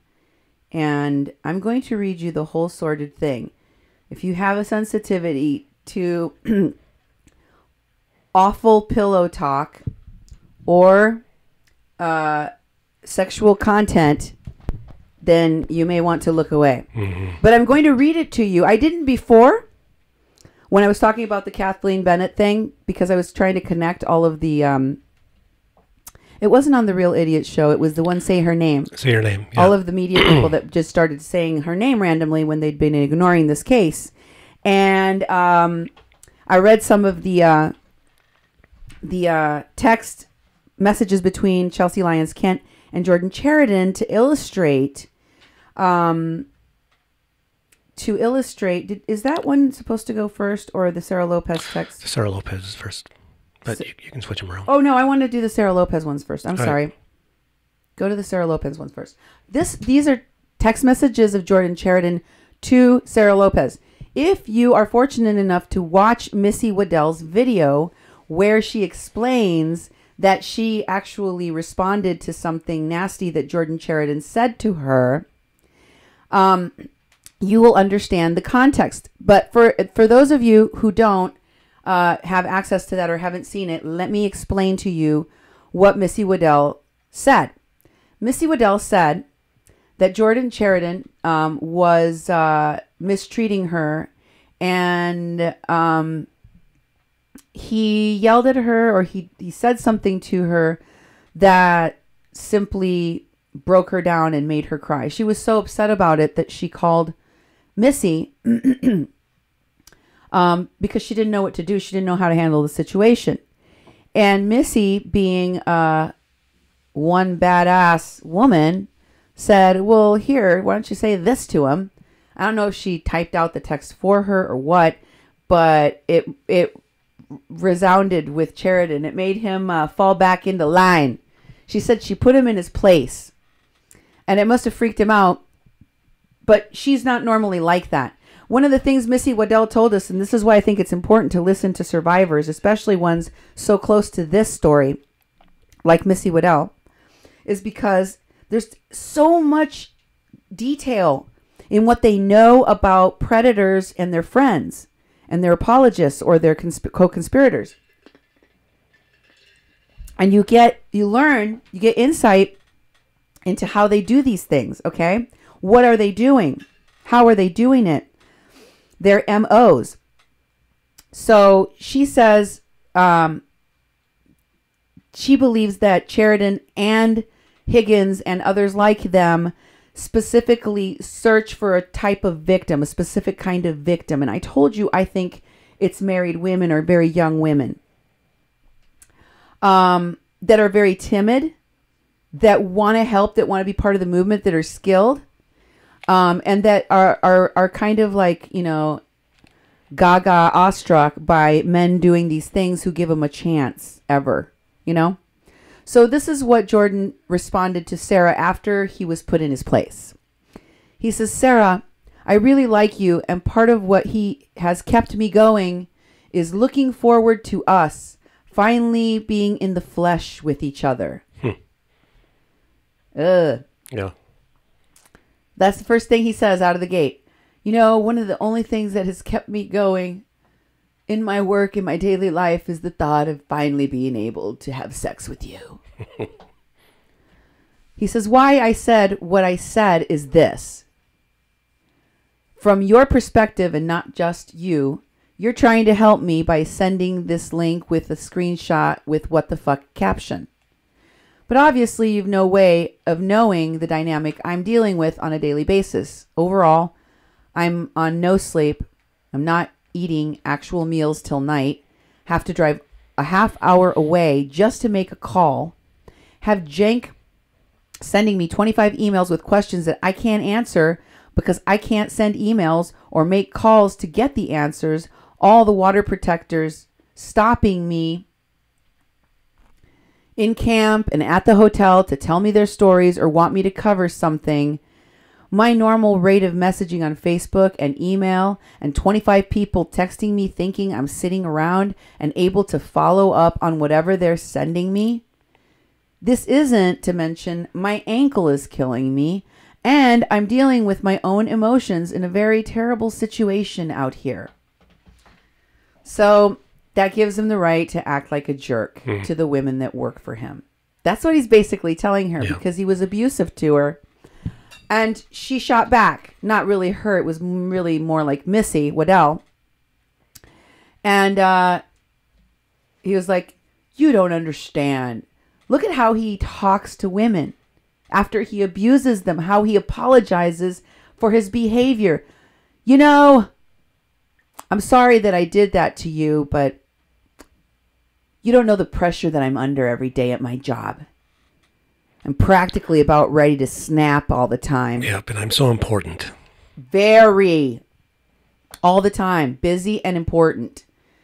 We'll contrast that with the Jordan Chariton's admissions to Chelsea Lyons next, and we'll see how important, and we'll see how busy, and let's test this against how he is when he's being candid about what he's really doing out at Standing Rock, where things are so hard for him. I think that what was hard was his penis, but not him having to struggle or suffer in any way, shape, or form whatsoever. Not really. He just used that as an excuse to get sympathy from women who idolized him or tried to hold him accountable at any point. He goes on, so when I got the text from you with a link, or I get screenshots from you with chats to read, it's coming while I'm doing 75 other things and usually speeding to get cell service or make a demonstration in time, i.e. a protest at the governor's house. Overall, it's just frustrating in general because the majority of people really have no semblance when they send me things, everything I just sent you. Wow. So what you're saying is that in the normal course of doing your job, do you know how I talk about the fact that people send me stuff all the time? Can I respond to all of it? No, but I sure try. Am I able to work on all the stories that people want me to? No. And I usually tell people when I can't, I'm like, I do long form reporting. If I have a chance to try and get to this, I will. Or if it's just not in my wheelhouse, it's not something I can handle. I don't like, I wouldn't do. I tell them. And I always thank people for sending me stuff. I'm like, thanks guys. Thanks for sending me stuff. Yep. That's how people get. What are you talking about? You're going to treat somebody like crap that's on your team working with you because they send you stuff? It's ridiculous. You're just taking out your tantrum, misogynistic behavior out on her and then making excuses for yourself. Jesus. He says, with that said, with a 2-mile apology to myself said, none of that excuses me cursing or coming off the way I did. See? Abusive. He's cursing at her for doing her job because he doesn't like to have to do his job. It's a lot under the crisis of Standing Rock. I guess it was a good idea for the Turks to fire him. It was like his first assignment. He sucked at it. He exploited other people to do most of the work. He spent most of the time at the casino trying to rape people. And now TYT has fired him. Good for you guys. Okay, he says, I realized I was wrong soon after. No, you didn't. You realized you were wrong when she put you in your place. I realized I was wrong soon after and apologized. I have never met you, but feel like we have known each other for years maybe? Yeah. I don't want to lose the momentum that we have over a temporary short circuit I had. I'm thinking about a lot, and if I had the time or tech to call you every day, I would. So I hope you accept my apology, and I don't want you to buzz off. I haven't been this excited over a woman in a long time.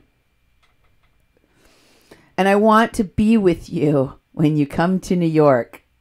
Does that sound familiar? Oh, yeah, it sure does. Like Carly Hammond? What did he do to Carly Hammond? He raped her and then he invited her to New York. I can't wait to be with you. I don't want to lose the momentum we have. Look what we could still do together. I haven't been this excited about a woman in a long time, and I want to be with you when you come to New York and beyond. Now do you see how he sets them up? Do you see how he sets them up? This is his MO. This is how he does things. There's evidence of more of it. And he says, hope you'll give me that chance.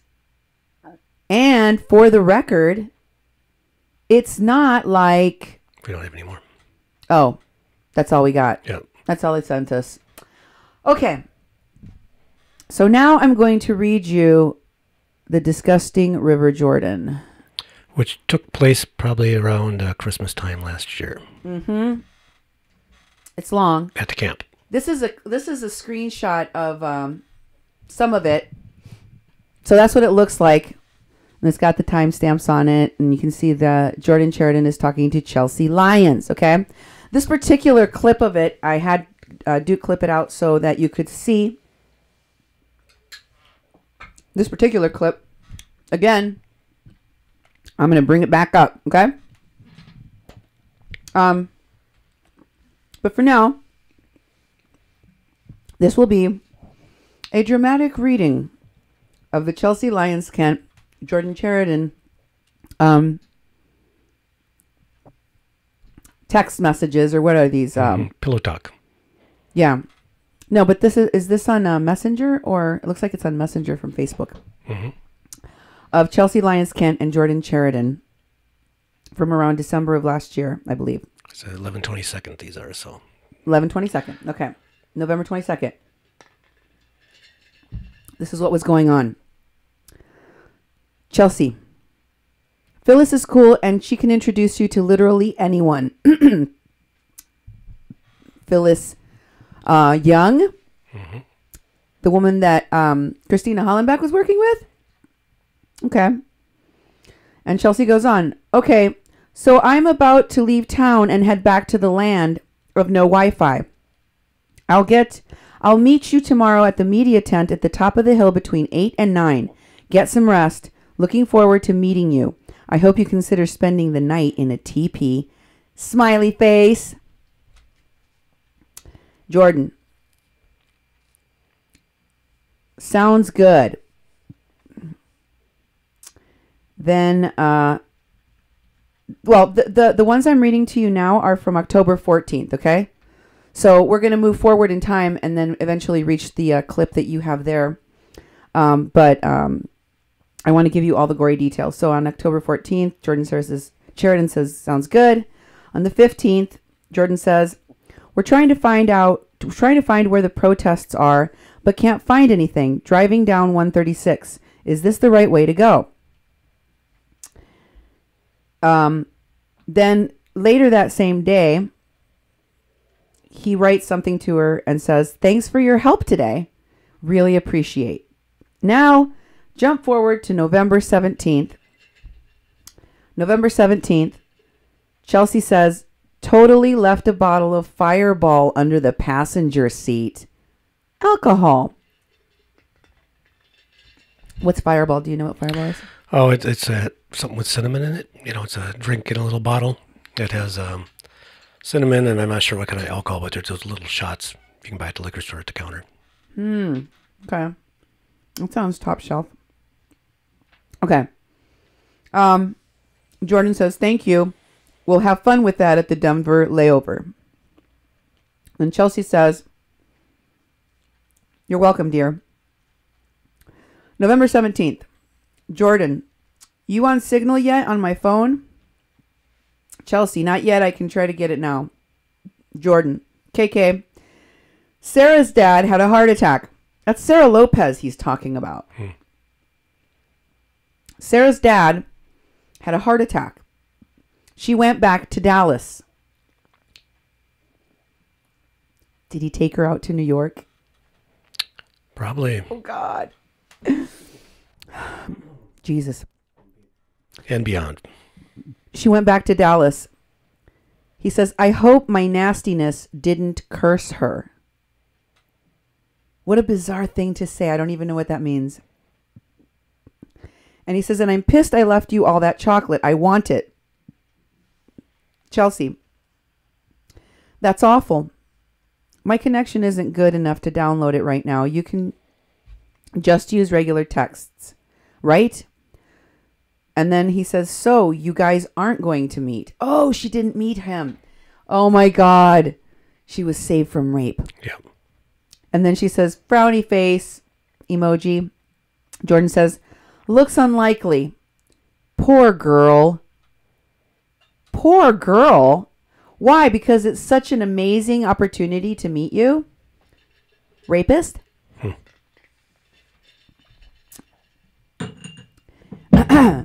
And then, do you need tissue? Hold on just a second. I lost my spot here. And can you get a towel for me? So we spilled some water on the floor. These things happen. You'll have to mark a timestamp and edit this part out.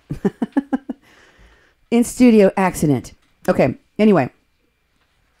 Where was I? Lost my spot. Poor girl, he says, should have just stayed and created a permanent yurt with you. Now this is Jordan Chelsea.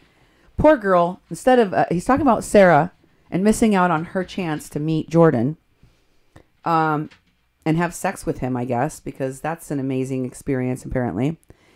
And he says, sour graping her. I should have just stayed at the camp, stayed with you in a yurt filled with coconut rum and Taco John's.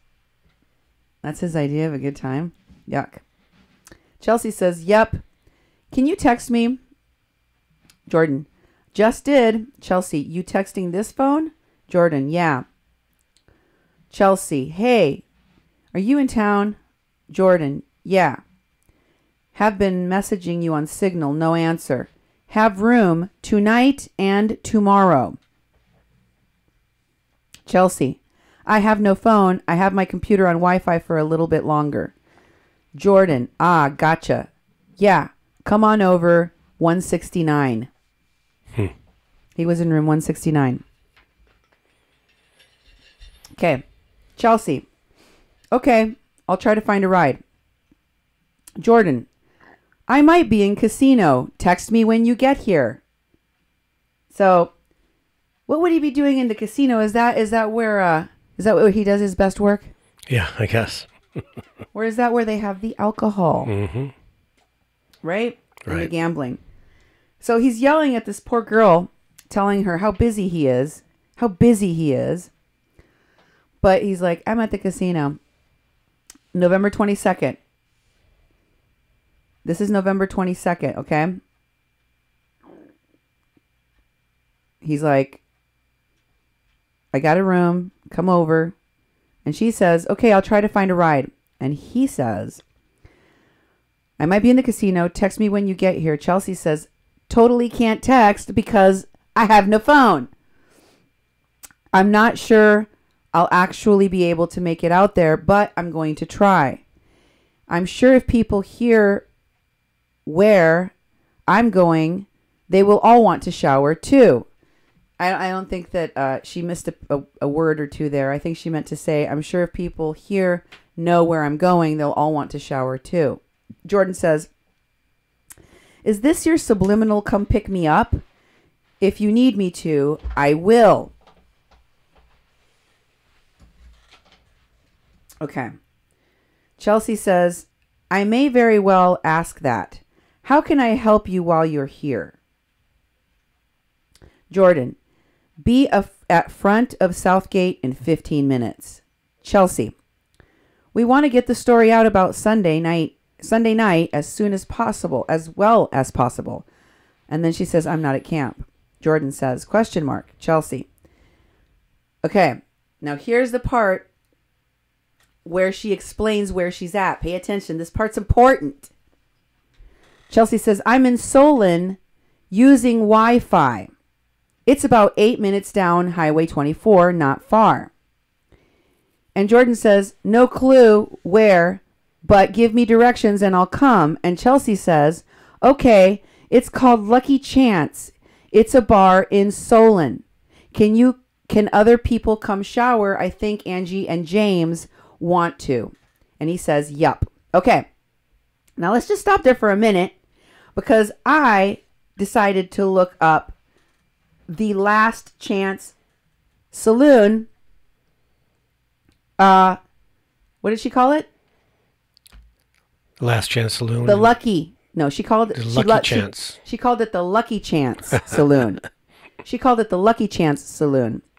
But it's called the Last Chance Saloon. If you Google it, you will find it is on Main Street in Solon at 209 South Street, okay, in North Dakota. And she's telling you that this place is just really close to camp, right? It's just 8 minutes down Highway 24. It's not very far. So that's pretty close to camp. And I think that it was like a base of operations for a lot of these people. And I'm going to show you why in just a minute. On the anniversary of the attacks of the 20th that she's talking about, there was a reunion of sorts between a bunch of people that were at the camp that I had been talking about that was sent to me by none other than Wes Clark. Look where these people all ended up. At a place called the Last Chance Saloon. You can see the words right there on the glass, right behind their head. Can you see it? Evan Duke's big mug is kind of covering part of it. And you can see that it was posted this year. Go back to the other one. On November 21st. So they went back to the scene of the crime. Yeah, pretty much. That's probably where they staged a lot of the crap that they were doing, all of them, at this bar. If the walls could talk, right? A year later, they all go back, right? All go back to the same spot. So who's in this picture? Rapist Ed Higgins, co-conspirator Evan Duke in the Missy Waddell rape, and then we have Jesse Ilnicki. This guy keeps cropping up his creepy head everywhere too. So y'all got to start watching him. And don't forget about Colorado hooker Aubrey Peckham. And I'm not just calling her a hooker because I'm trying to make fun of her or anything. She's in a biker gang of lesbians called the Colorado Hookers. It's just a thing that she does. You can go on her page. It's public knowledge. It's not something that she hides or anything weird. So, but I think it's very interesting that she would travel around with a rapist like Chelsea Lyons, all the while promoting this free love, this like, we like hanging out with each other, having sex. Want to join us? We're just traveling around the world, having sex with lots of people. We're not prudes like some people are. But if what they're really doing is raping women, if what these people are really doing is setting women up and raping them, what are they really? Because they're not media people. That's for effing sure. What are they? Are they sex workers? Are they sex traffickers? Are they just plain rapists? Is there more to this whole thing? I mean, like, I'm just paying attention to the signs because these people are acting very consistently within the MO of what sex traffickers do. Maybe the Flint Wolves Den was a trap house. How do you know? Because Chelsea acts like a pimp. These women around these people, they act like pimps. They're setting these women up, and the men knock them down. It's very predatory.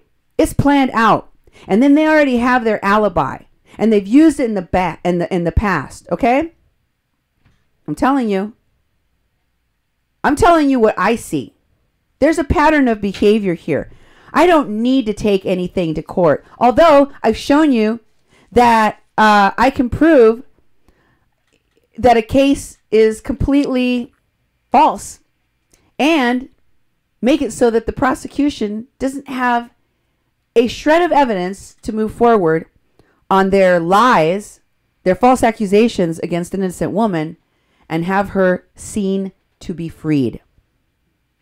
I found a way to get justice for that woman and her family. Most people can never find, because let's face it, we live in a system of injustice. So it is up to us, the individuals, to have discernment. It is up to us to keep rapey people out of our lives, to not associate or prop up. Each of us are the individuals. You cannot put it in the hands of the cops or in the hands of the politicians or in the hand. It's your responsibility. Stop saying it's someone else's responsibility to figure out what is going on in our society. I can't wait anymore. Sorry, I just had to let that out. But let's go on. So she asks if Angie and James can come, and he says yes. And he says they with you? She says, yeah, there's a bunch of us here. And she says, come on down. And so Jordan responds, yeah, I'd prefer not to have 50 people shower, but a couple is fine. We'll head out to you soon. So he's going to go out to the bar. Chelsea says, gotcha. Awesome. So glad you're back. Then Jordan says, again, this is 11/22.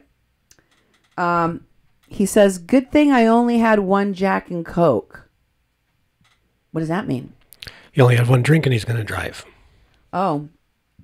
Chelsea says, smiley face. Oh, because he's going to drive to the bar. Yep. And it's a good thing he only had one Jack and Coke so far, so he could drive. Mm-hmm. Chariton, there's a payment I need from you. He's not talking about money. He's talking about something owed. Because here you go. You'll see it here in a minute. She says, from the casino, go left on 24, then left on Main Street in Solon. See, told you it was on Main Street in Solon. Because it's the same place. Jordan says, message.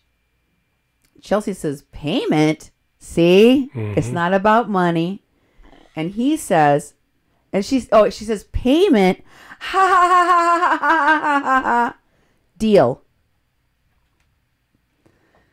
And Chariton says, left on 24. Do I go right or left out of the casino? And she says, right, like you're going to the camp. And Chariton says, leaving casino now.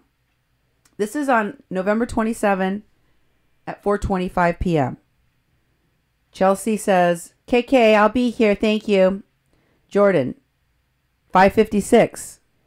Leaving casino now. Now this is on 11:23. He's always at the casino, right? Mm-hmm.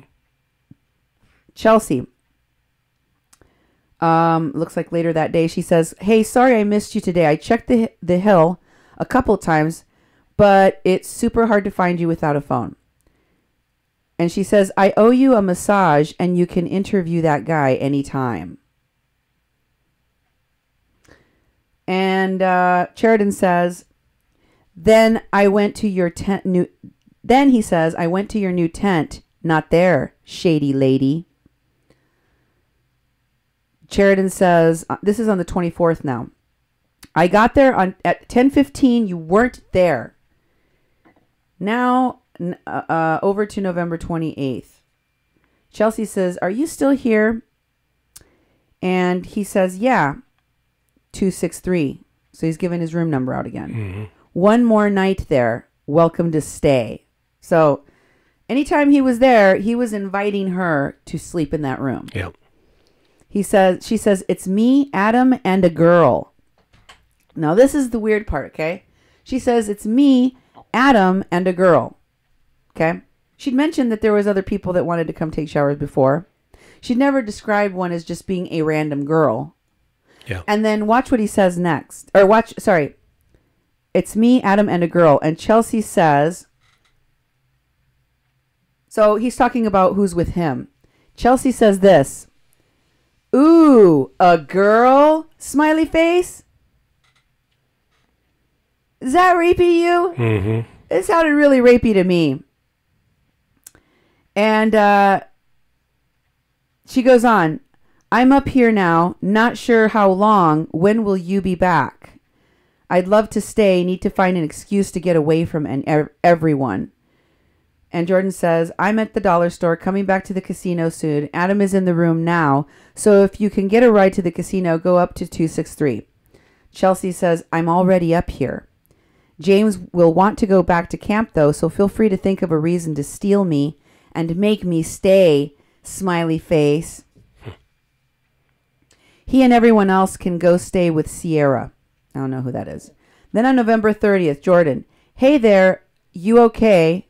F James, stay warm. I'm in 374. Welcome to stay. Chelsea, now this is on December 2nd. Chelsea, hey, I have Wi-Fi for all of an hour. Jordan, what's shaking? Chelsea, at the casino, you? Jordan, criminal. Me too. Come up.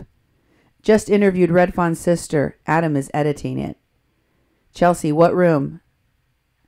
374.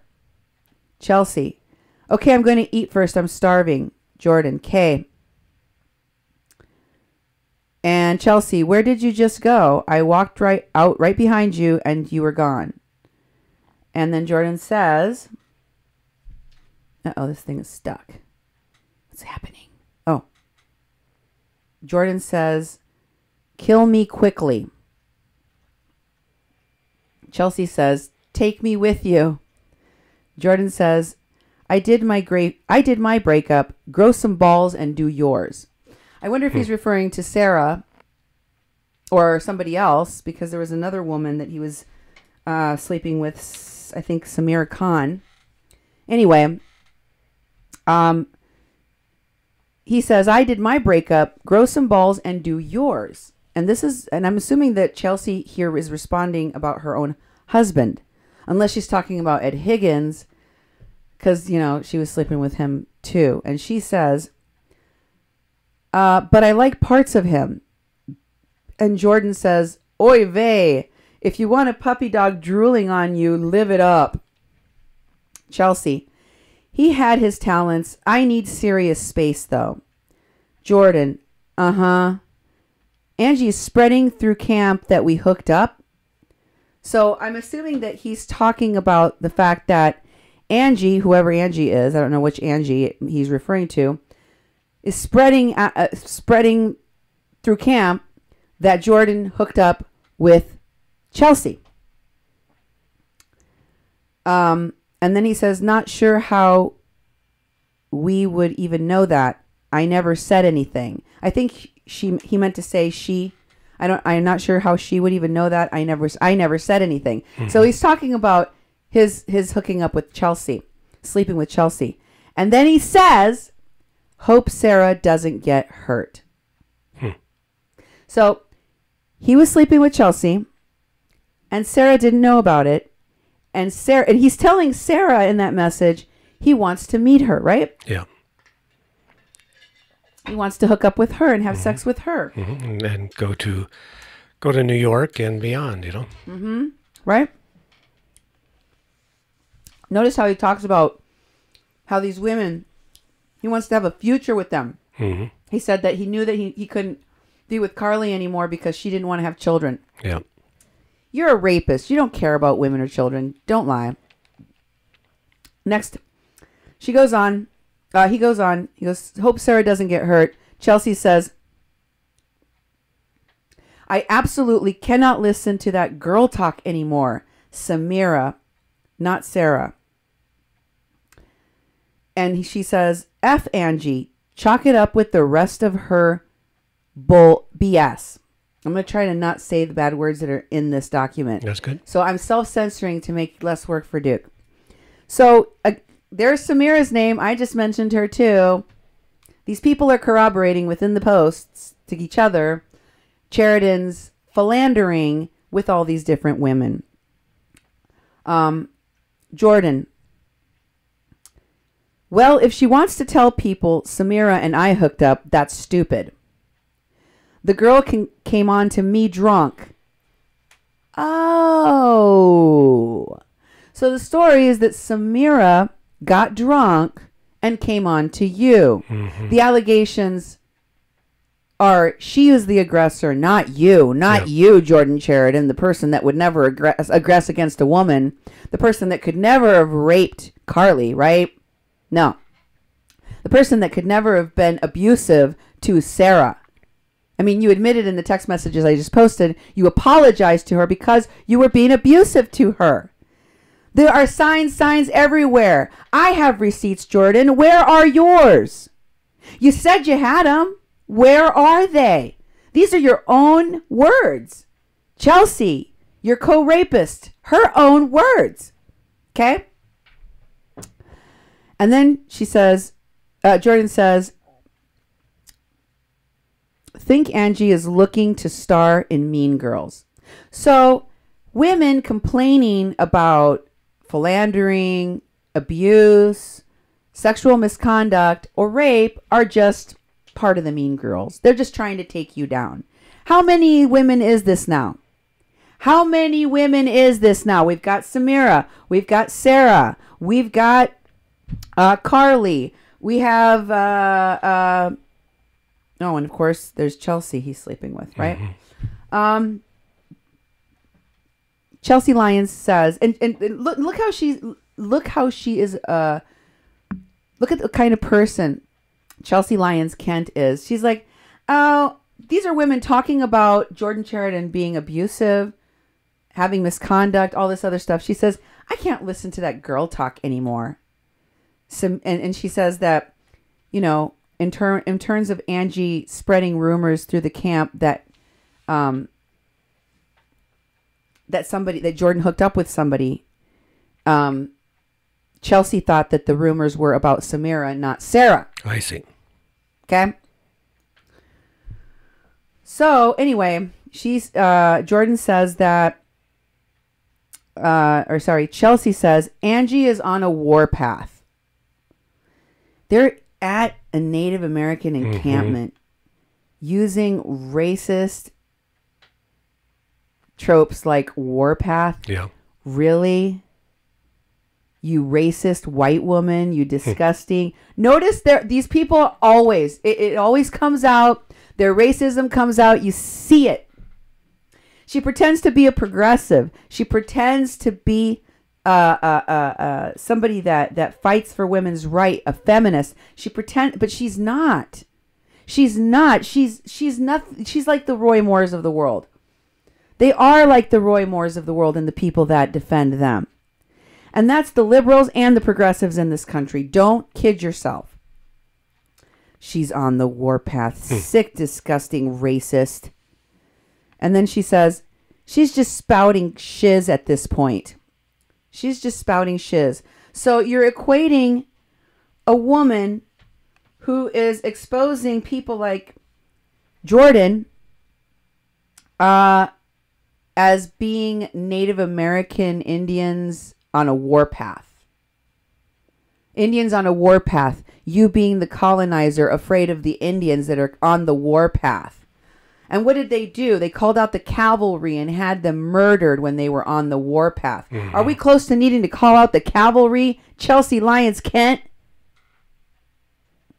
Is that what we need to do at this point in your white lady racist opinion? She goes on. Damn, I'm going to have to actually have a talk with this dude. Jordan says, yeah, I was nauseous sitting next to you. Like, he's like a lapdog salivating off of you. I think he's talking about Ed. Yeah. He's talking about Ed because there are text messages where they're talking about how Ed was like hurt because he was sleeping with Chelsea and now he doesn't want to anymore. She kicked him to the curb. Yep. Chelsea says, you're one to talk. Oh. Like, oh, you have all these women that are just like, oh, you walk on water. Jordan says, had to leave. Can't take her voice anymore. Who's he talking about? Can't take her voice anymore. I don't know what meeting they're talking about. Maybe he was listening to Mulaney Stoneman. Yeah. I can't listen to that lady's voice for very long. It makes me sick. Then Chelsea says, please God help me. She must be listening to the same person. She says, it's so bad. Jordan says, I couldn't take it anymore. I pray for you. Chelsea says, where did you go? Jordan says, just got back to the room, was in the lobby talking to someone. Would rather be up here than down there with her. Damn it, she's back, he says. On December 3rd, Chelsea. Here, back parking lot. Jordan, can you pull up to side parking lot? Chelsea, yeah. Jordan, got rid of her. Chelsea, pretty sure they're the same thing. And she says, F yeah. Jordan, think I'm staying in Bismarck tonight. Chelsea, I wish I could do the same. Jordan, you can. Just grow a pair. Chelsea, ugh, so hard. Jordan, never going to see this guy again after a week. Chelsea, I've tried the nice ways. She's definitely talking about Ed. Yeah. She's tried the nice ways. Or maybe she's talking about her husband. Jordan, it's time to have a cocktail or two with Darth, Dreidel, and be merry. So, that's several times he's talked about consuming alcohol. Yep. You really think he only had 2 or 3 beers that night? He hasn't mentioned beer yet. I haven't heard him say that he drinks beer. It's like all these Fireball and cocktails and... Chelsea, I totally agree. There you go. Chariton, Jordan, coming down soon. Chelsea, okay. Chelsea, which room in the Swede in?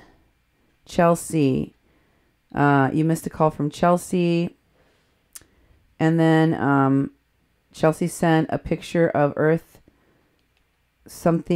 Earth.org features fact Standing Rock litigation on the Dakota Access Pipeline and the tribe's lawsuit. Why was the lawsuit brought? What is it about? Chelsea on December 8th says to Jordan, sends a picture of a white guy with a beard. I don't know who he is. I don't know if I've ever seen him before. He's got tattoos on his arms and he's wearing like a Orioles hat. And it looks like he might be a veteran because he's got like a lot of like flag stuff in the background. Lots of flag stuff. Then on December 9, Chelsea Lyons Kent sends a picture of Prolific. Breaking news. Army Corps might raise water levels, blah, blah, blah. But it could also, flood Oceti. And then there's this little thing attached about Prolific. Then on December 10, she sends a picture, an aerial drone picture of the place where they are building the drill pad. With those high walls and stuff. Then on December 17th, she sends a picture of AJ story on unsafe water in Texas. Then on Friday, December 23rd, that's my birthday. Oh, gross. This happened on my birthday. God. So I was talking to Kathleen Bennett and her son and from the hospital. This is what Jordan was doing. He sends this message to Chelsea Lyons. If you just joined us, we're reading the text messages of the Facebook Messenger messages of Chelsea Lyons Kent and Jordan Chariton. This is of December 23rd. And this is at 11:27 a.m. Hope this gets you wet in the panties. And then he sends her a video of him wearing a white Make America Great Again hat in his apartment, I guess. And that's supposed to turn her on. And she says, you look adorable in your hat. And Jordan says, you mean sexy? And Chelsea says, yes. I'm glad you're keeping the facial hair. Jordan says, yeah, not going anywhere. What's shaken by you? Chelsea says about his facial hair. I like it. She says, I'm grocery shopping for Christmas dinner. And Jordan says, sexy suburban mothers, a fetish of mine. Fetish is spelt with a D. He's supposedly a writer. He doesn't even write anything in full sentences. Is that just millennials? I don't know. I can't do that. Chelsea says, I'm the sexiest suburban mom ever. No, you're not. You're gross. Jordan says, wish you were here. I'm bored, horny, and looking for inspiration. Chelsea says, I'm right there with you. Bored, horny, and no clue what to do next. Jordan says, yikes, uncertainty and horniness is like having the flu. And Chelsea says, yeah, she says a different word that starts with a sh sound, but I'm going to use a different one. Yeah, it's a crappy transition. Jordan, you're smart and fierce. It will fall into place sooner than you think. I say move to D.C., quit smoking, and marry me. He offers marriage pretty easily. Chelsea says, why you got to throw in the no smoking thing? Jordan, because I used to smoke and I can't be around it or kiss it. Chelsea, what if I just don't do it around you? Jordan, and brush your teeth 5 times a day so I don't taste it. Works for me.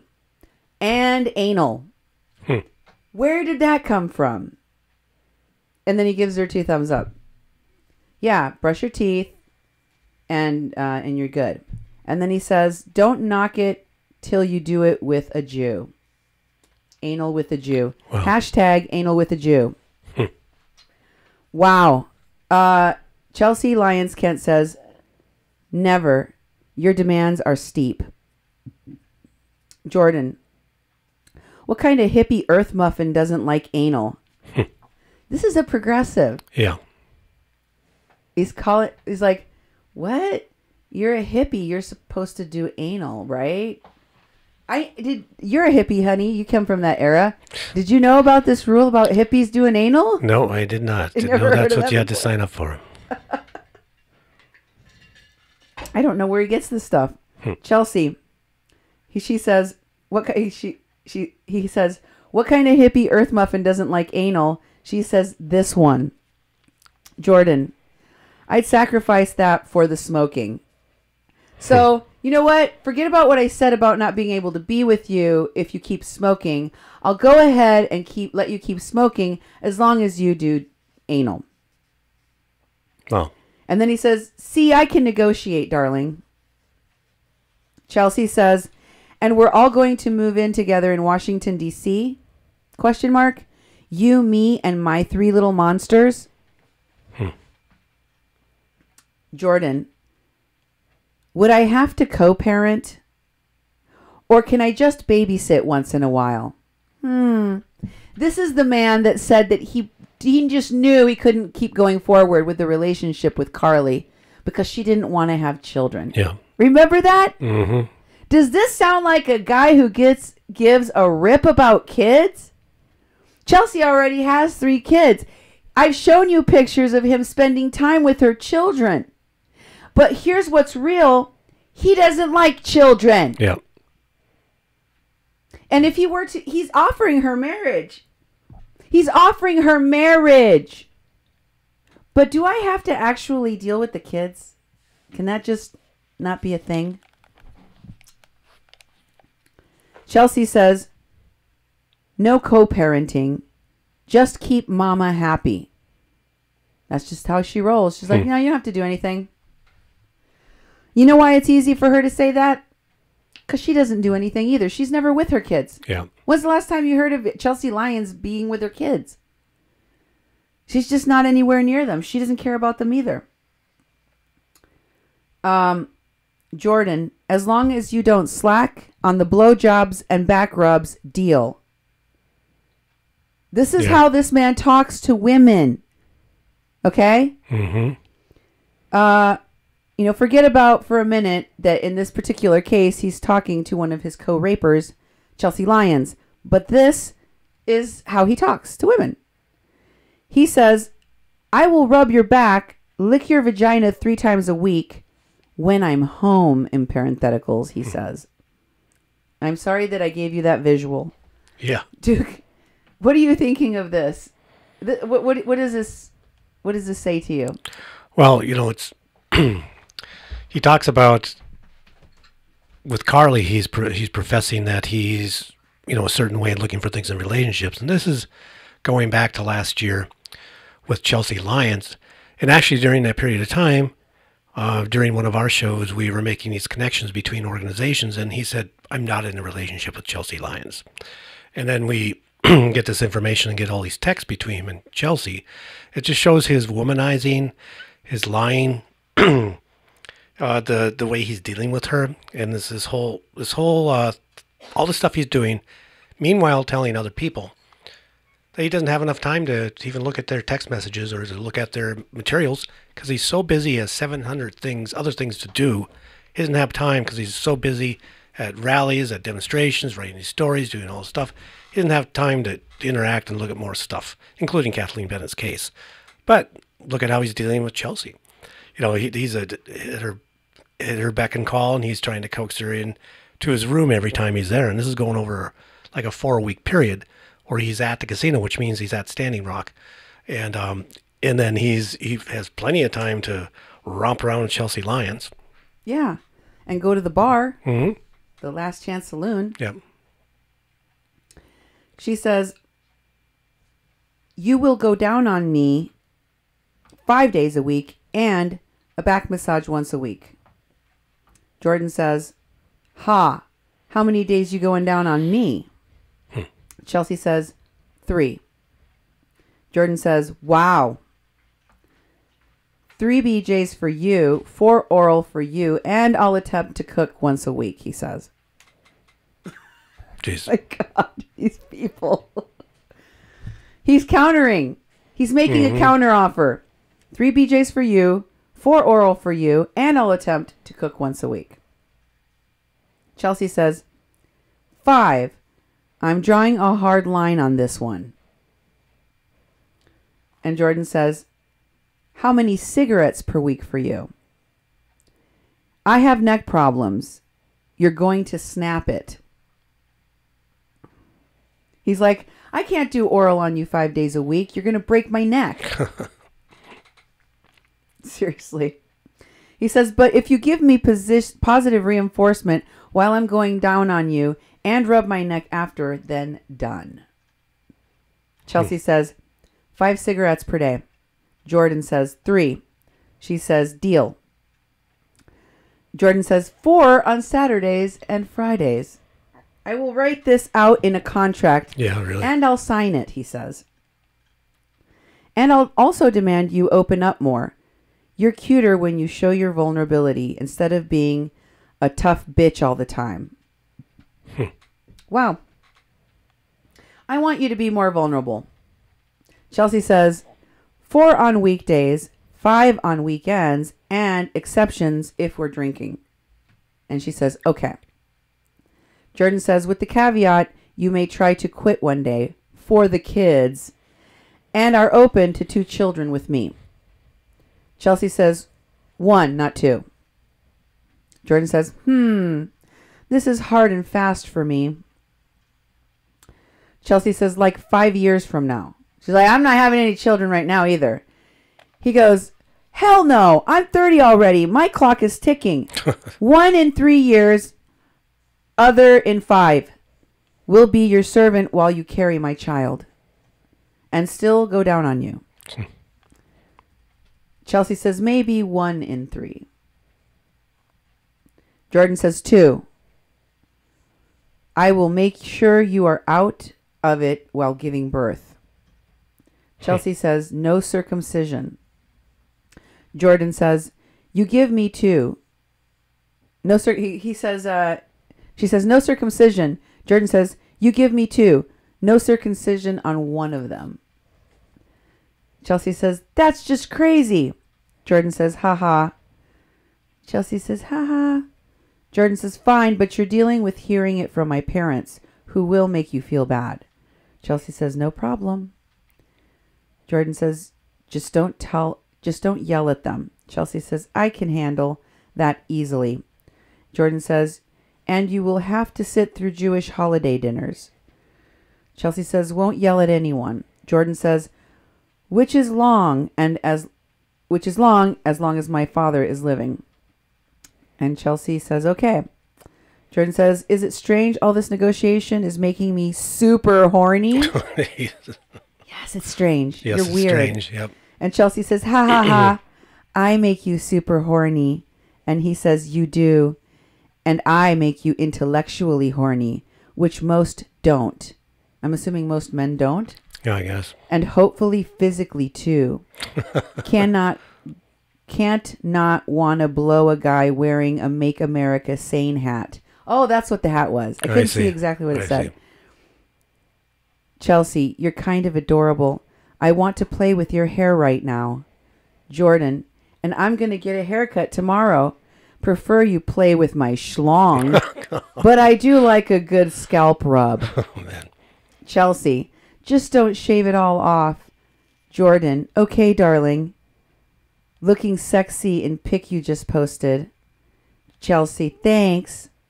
Jordan, get your hubby to open his wallet and send you to New York with the kiddies. Wow. Wow. Chelsea, tell your husband to pay for you to come have an affair with me. Yep, exactly. And bring the kids that I don't like. And Chelsea says, ha ha ha ha. He'd never go for that. Open your wallet and come here. And then Jordan laughs and then thumbs down. And he says, maybe. I'll sleep on it while thinking about you crying at the airport because you love me so much. Got me hard. Oh, jeez. Chelsea, yeah, that happened. You don't have to rub it in. So he must be talking about her actually being at a hotel, an airport crying for him as he leaves. Yeah. And the thought of that, their memory of that made him hard. Yeah. And she says, you don't have to rub it in.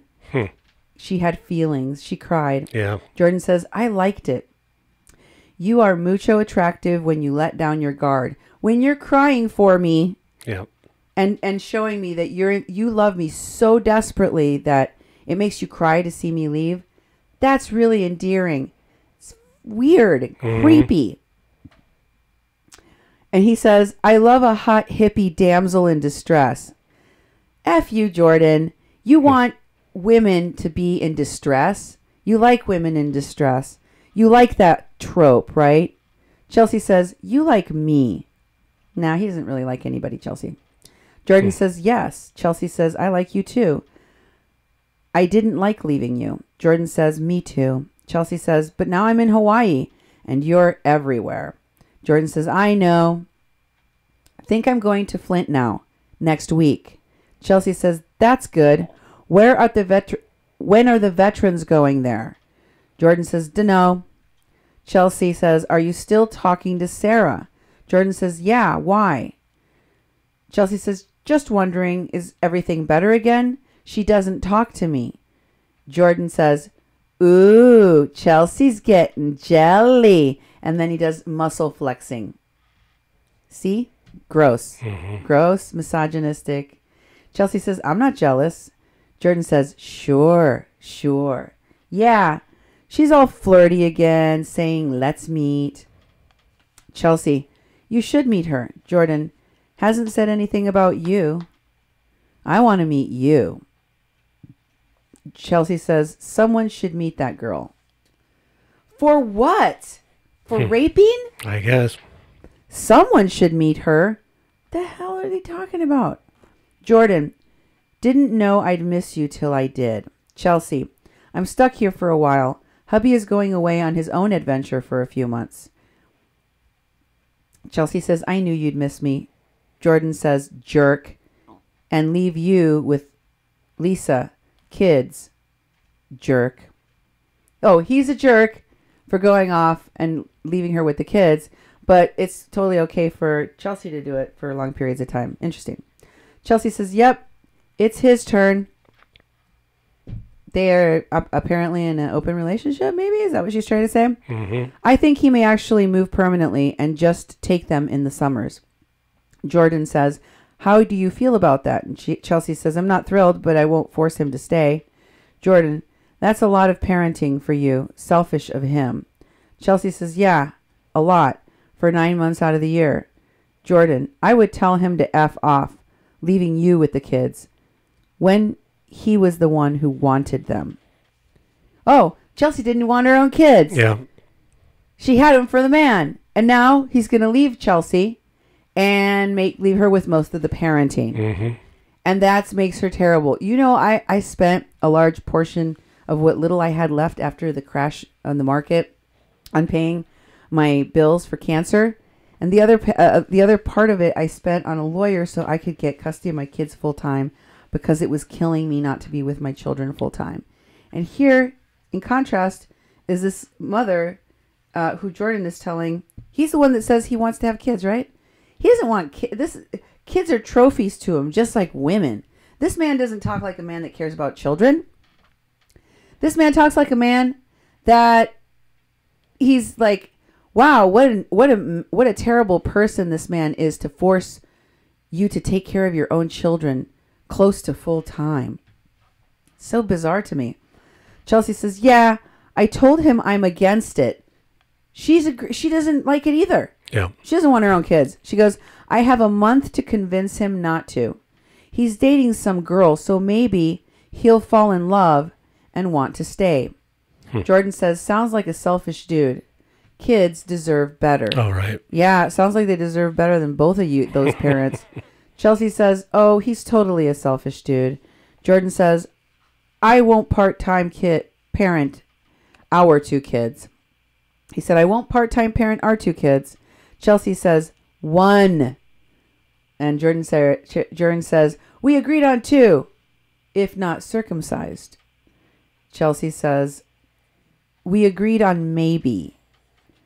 Chariton says, maybe is for pussies. Yes is progressives. Chelsea says, I don't want to. I don't want two children. So who's the jerk now? The guy pushing unwanted children, more unwanted children on Chelsea? Mm-hmm. I get new boobs when it's all over. Oh, God. That's what she wants. Wow. Jordan says, I don't want tattoos and smokes. We compromise for love. How many new boobs can you get? Oh, so those are her real boobs. Oh. She's got a boob job. Oh, she wants to get a new boob job when it's all over. Chelsea, we are the worst match in history. I agree. Yep.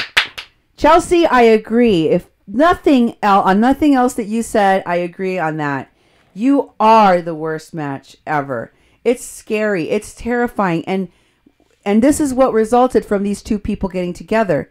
Carly Hammond was raped. And who knows how many other women. Mm-hmm. Missy Waddell got together with Evan Duke and Ed Higgins. And the result was Missy Waddell was raped. Okay, Jordan says, opposites attract. We will get Marching Star of David tats. Bedtime. Dream of me ravaging you. Chelsea, good night, love. Okay, kids, I know it was a long thing to put you through. Mm-hmm. I apologize for the length of it. But every time, I'm damned if I do, I'm damned if I don't. If I put things up piecemeal and just talk about them, then people say that I didn't show the full thing and that I left some piece out and that the context was lost. I gave you dates, times, and I went through every step of the way. And let me just remind folks that rape is an epidemic. Rape apologists are everywhere. They are everyone to a certain degree. But we need to make hard corrections now. And I want to show you one last time how disgusting and also racist both Chelsea and Jordan are. Here is somebody that I deeply apologize to for having mixed his name up with Miko Hayes. This is Nico House talking in a video that he did on YouTube titled, If You're Defending Jordan Chariton. This is just a clip, but it's about the fact that Jordan Chariton retweeted someone else's tweet in which they compared Jordan Chariton, what has happened to Jordan Chariton, as being the same as what happened to Emmett Till. And if you don't know who Emmett Till was a black child who was destroyed. His body was destroyed. He was left in an unrecognizable state. He was lynched by a group of men who claimed that he had whistled at a woman, a white woman. This white woman did lie. She recently admitted that she lied about it. And I'm sure that a lot of white men got women to say that a man had raped them, a black man had raped them, because the white man wanted to murder him, and all they needed was that excuse. So for all of you rape apologists out there that say, sometimes we can't believe the women, usually you can't believe a white man who claims a woman was raped. White men are the ones that lie about rape, especially because they're racists. And the fact that Jordan Chariton would retweet that tells you that he sees himself as a martyr on the same level as Emmett Till. It's really disgusting. It's racist. But Nico House can say it better than I can. And I want you to hear it come from him. Oh, What happened? it's stuck. Hold on, there it goes. Okay, here it is. Jordan has reacted. This man retweeted a fucking tweet of someone comparing Jordan Chariton to Emmett Till, saying, you know what happened last time somebody was falsely accused of sexual assault? Bruh. Do y'all understand? Do y'all... You know, HA called me as soon as Jordan tweeted that shit. HA called me. He said, Nico, did you see this? I said, see what? He said, this tweet that Jordan retweeted, and it's still on his page right now. Take a look if you're on Twitter. He said, Jordan retweeted someone comparing himself to Emmett Till. Do you understand how absolutely infuriating that is? This is the same guy who, mind you, whenever I was talking about the fact that I was homeless, this man said, I remember being down in my luck too. When I was doing an internship in college, I stayed in my car a couple of days, which was totally by choice. He compared that to being homeless. He legitimately said that him being accused of sexual assault, even though all the stories for the most part match up, and he was in the wrong. Like, he did not rape her, like penetrate her with his penis, but he did sexually assault the girl, and he did take advantage of her. He did manipulate her. He did use his power to coerce her. I don't think there's any debate there. The girl's 20, turned 21 years old. He compared himself to being held accountable for manipulating people using his network that Emmett Till would never fucking have at that time period. He compared that to Emmett Till blowing, whistling supposedly at a white woman, allegedly, and it turned out to be a lie, being just obliterated physically and being used as an example for all black people to not talk to white women and don't step out of line. Really, Jordan? You're fucking Emmett Till? Really? The fact that anybody would take this motherfucker seriously after he compared himself to Emmett Till is disgusting to me. A lot of people on Facebook didn't see it. Twitter, however, did see it. And Twitter, probably going to check right now. If you're on Twitter and you hang out on Facebook and Twitter, go I'll post it after if nobody does it, but screenshot it, send it to Facebook's comment section. I'm not joking. He had tweeted like 4 tweets in like 2 to 3 days. That was one of the tweets that he retweeted. That him being accused of sexual assault and being manipulative and doing what he does is akin to Emmett Till being lynched and having his body destroyed because he was a black man in the South who was falsely accused of whistling at a white woman. Jordan has issues. And once again, he doesn't have common sense, because if he was smart, if he had a smart advisor, they would have told him to take that shit down.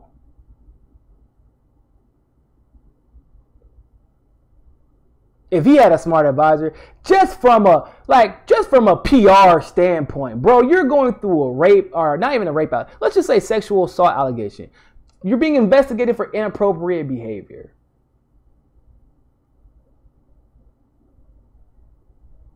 And you thought it would be a good idea to compare yourself to a child who was lynched for being falsely accused for whistling out a white woman, was lynched and was only allowed to be lynched without punishment because he was black. It turned out that it was a false accusation and everybody believed it because he was black. Ironically enough, the only reason you still have fucking supporters is because everybody believes you because you're fucking white.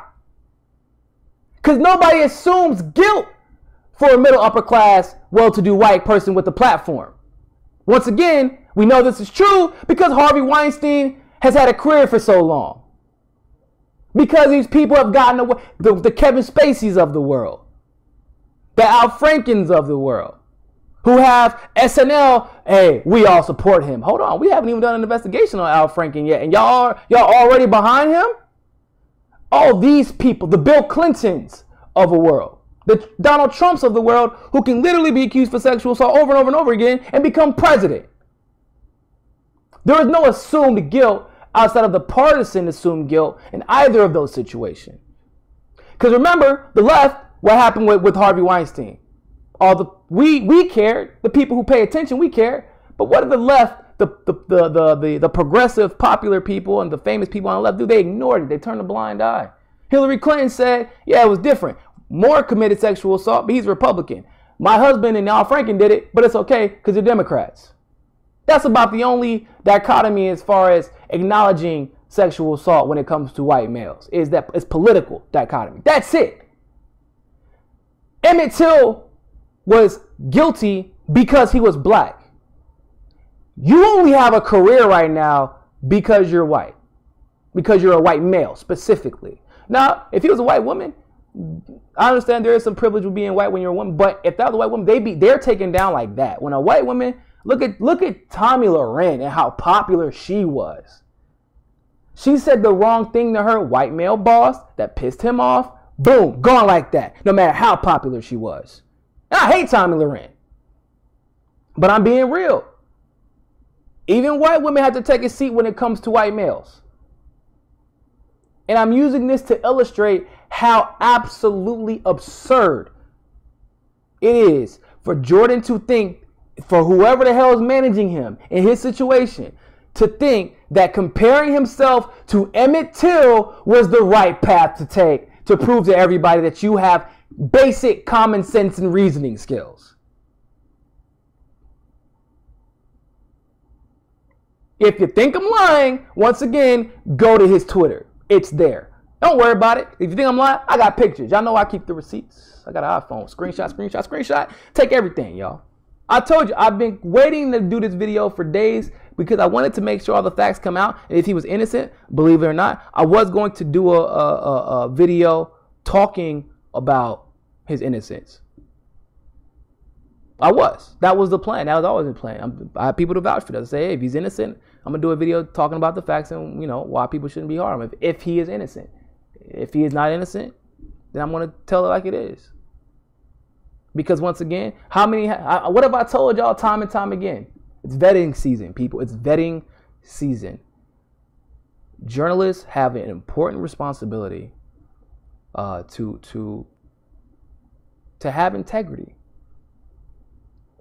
They have an important responsibility to take care of those who look up to them and see them as their mentors. To bring the facts uncompromised by big donors and ulterior motives and agendas, personal agendas and otherwise. And when somebody, once again, it's getting exhausting because we dealt with it with TYT in general, then we dealt with it with Shank, and then we dealt with it with Jordan and David Pack. The list goes on and on and on. they get a taste of something they never had. And they go off the rails. And it's clear when they've never had it. It's clear that Jordan doesn't know how to deal with this. Like the dude compared himself to Emmett Till. The dude wrote a Medium article. Like, do you understand? I wouldn't have known. Actually, I wouldn't even have known that Jordan had been accused of anything if I didn't see it pop all over my news feed, because he wrote an entire article about it. So he wrote another article saying clickbait wins, real journalism is dead. Blah, blah, blah. Like, because the spark that he set off by writing the article that drove everybody at that point to writing articles and doing videos and things like that about him, to revealing what has been revealed about him and his personality and his tendencies. Seriously. So, he put it, what I'm trying to help you understand is he doesn't behave rationally. Stop giving him more credit than he deserves as far as how he handles situations and how knowledgeable he is. And he's clearly reacting viscerally, trying to protect his own brand at any cost. I'm going to say this one more time. He compared himself to Emmett Till. Okay? Do y'all really grasp the reality of that? He compared himself to Emmett Till.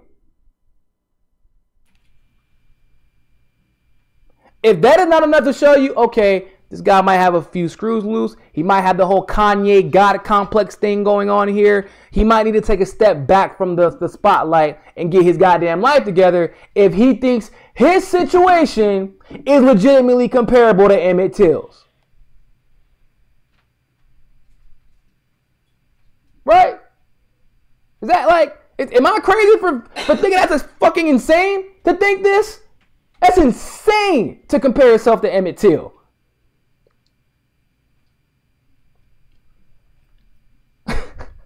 Emmett Till. Black kid. Mutilated. White guy.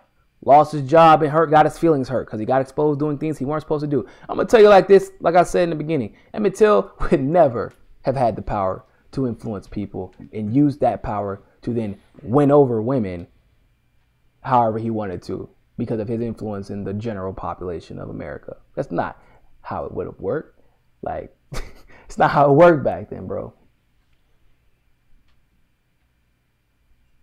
That's scary that he thinks of himself like that. It is scary. It's also indicative. See, if you look for these signs, if you look for the signs of supremacy in someone and you see how deep rooted they are, it will give you an insight into the future. Like, what's this person capable of doing? Rape, violence, to what degrees are they willing to go?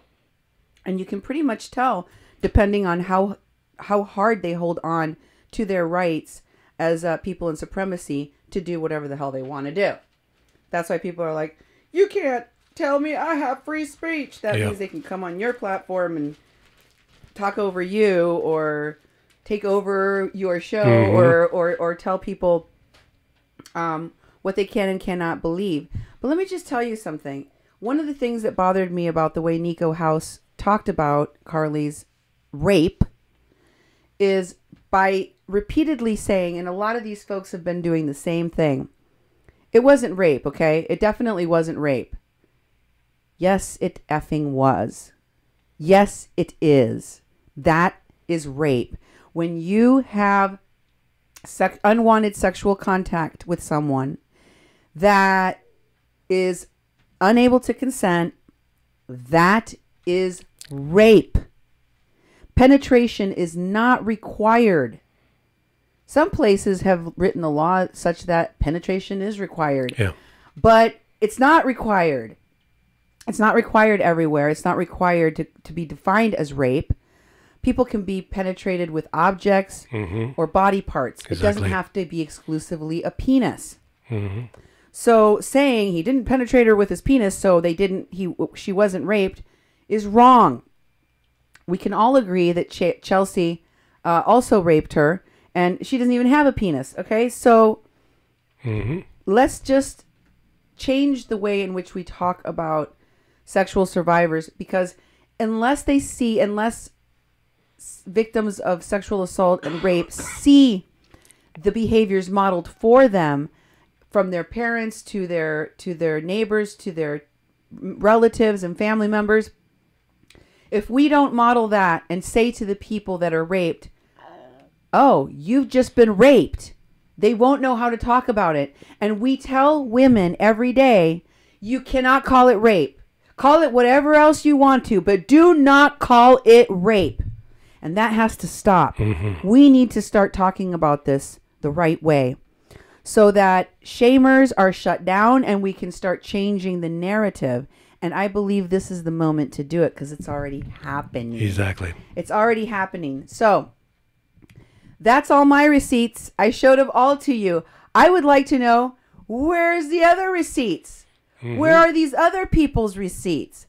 How come they don't have any receipts? Because they talked a lot of talk. They were saying, oh, blah, blah, blah, blah, blah, blah. Where is it? Where's all the evidence that you were going to show? Now I've showed you even more evidence. And you see, that's the thing about the truth. It keeps coming out little by little by little, but people are going to keep hearing it. So, thanks for being here to talk about how we shut down the shamers. It's our responsibility. Don't leave it up to somebody else. You do your job, your best to stop rape apologists from shaming women so that more women will be safe. Okay? Let's do this together. This is Cindy Gomez-Schempp. This is Duke Gomez-Schempp. You've been listening to A Mexican Crossing Lines here on 88.1 FM KPPPLP Fargo Moorhead, where we are adding local color to your airwaves. Thank you. She cared for me.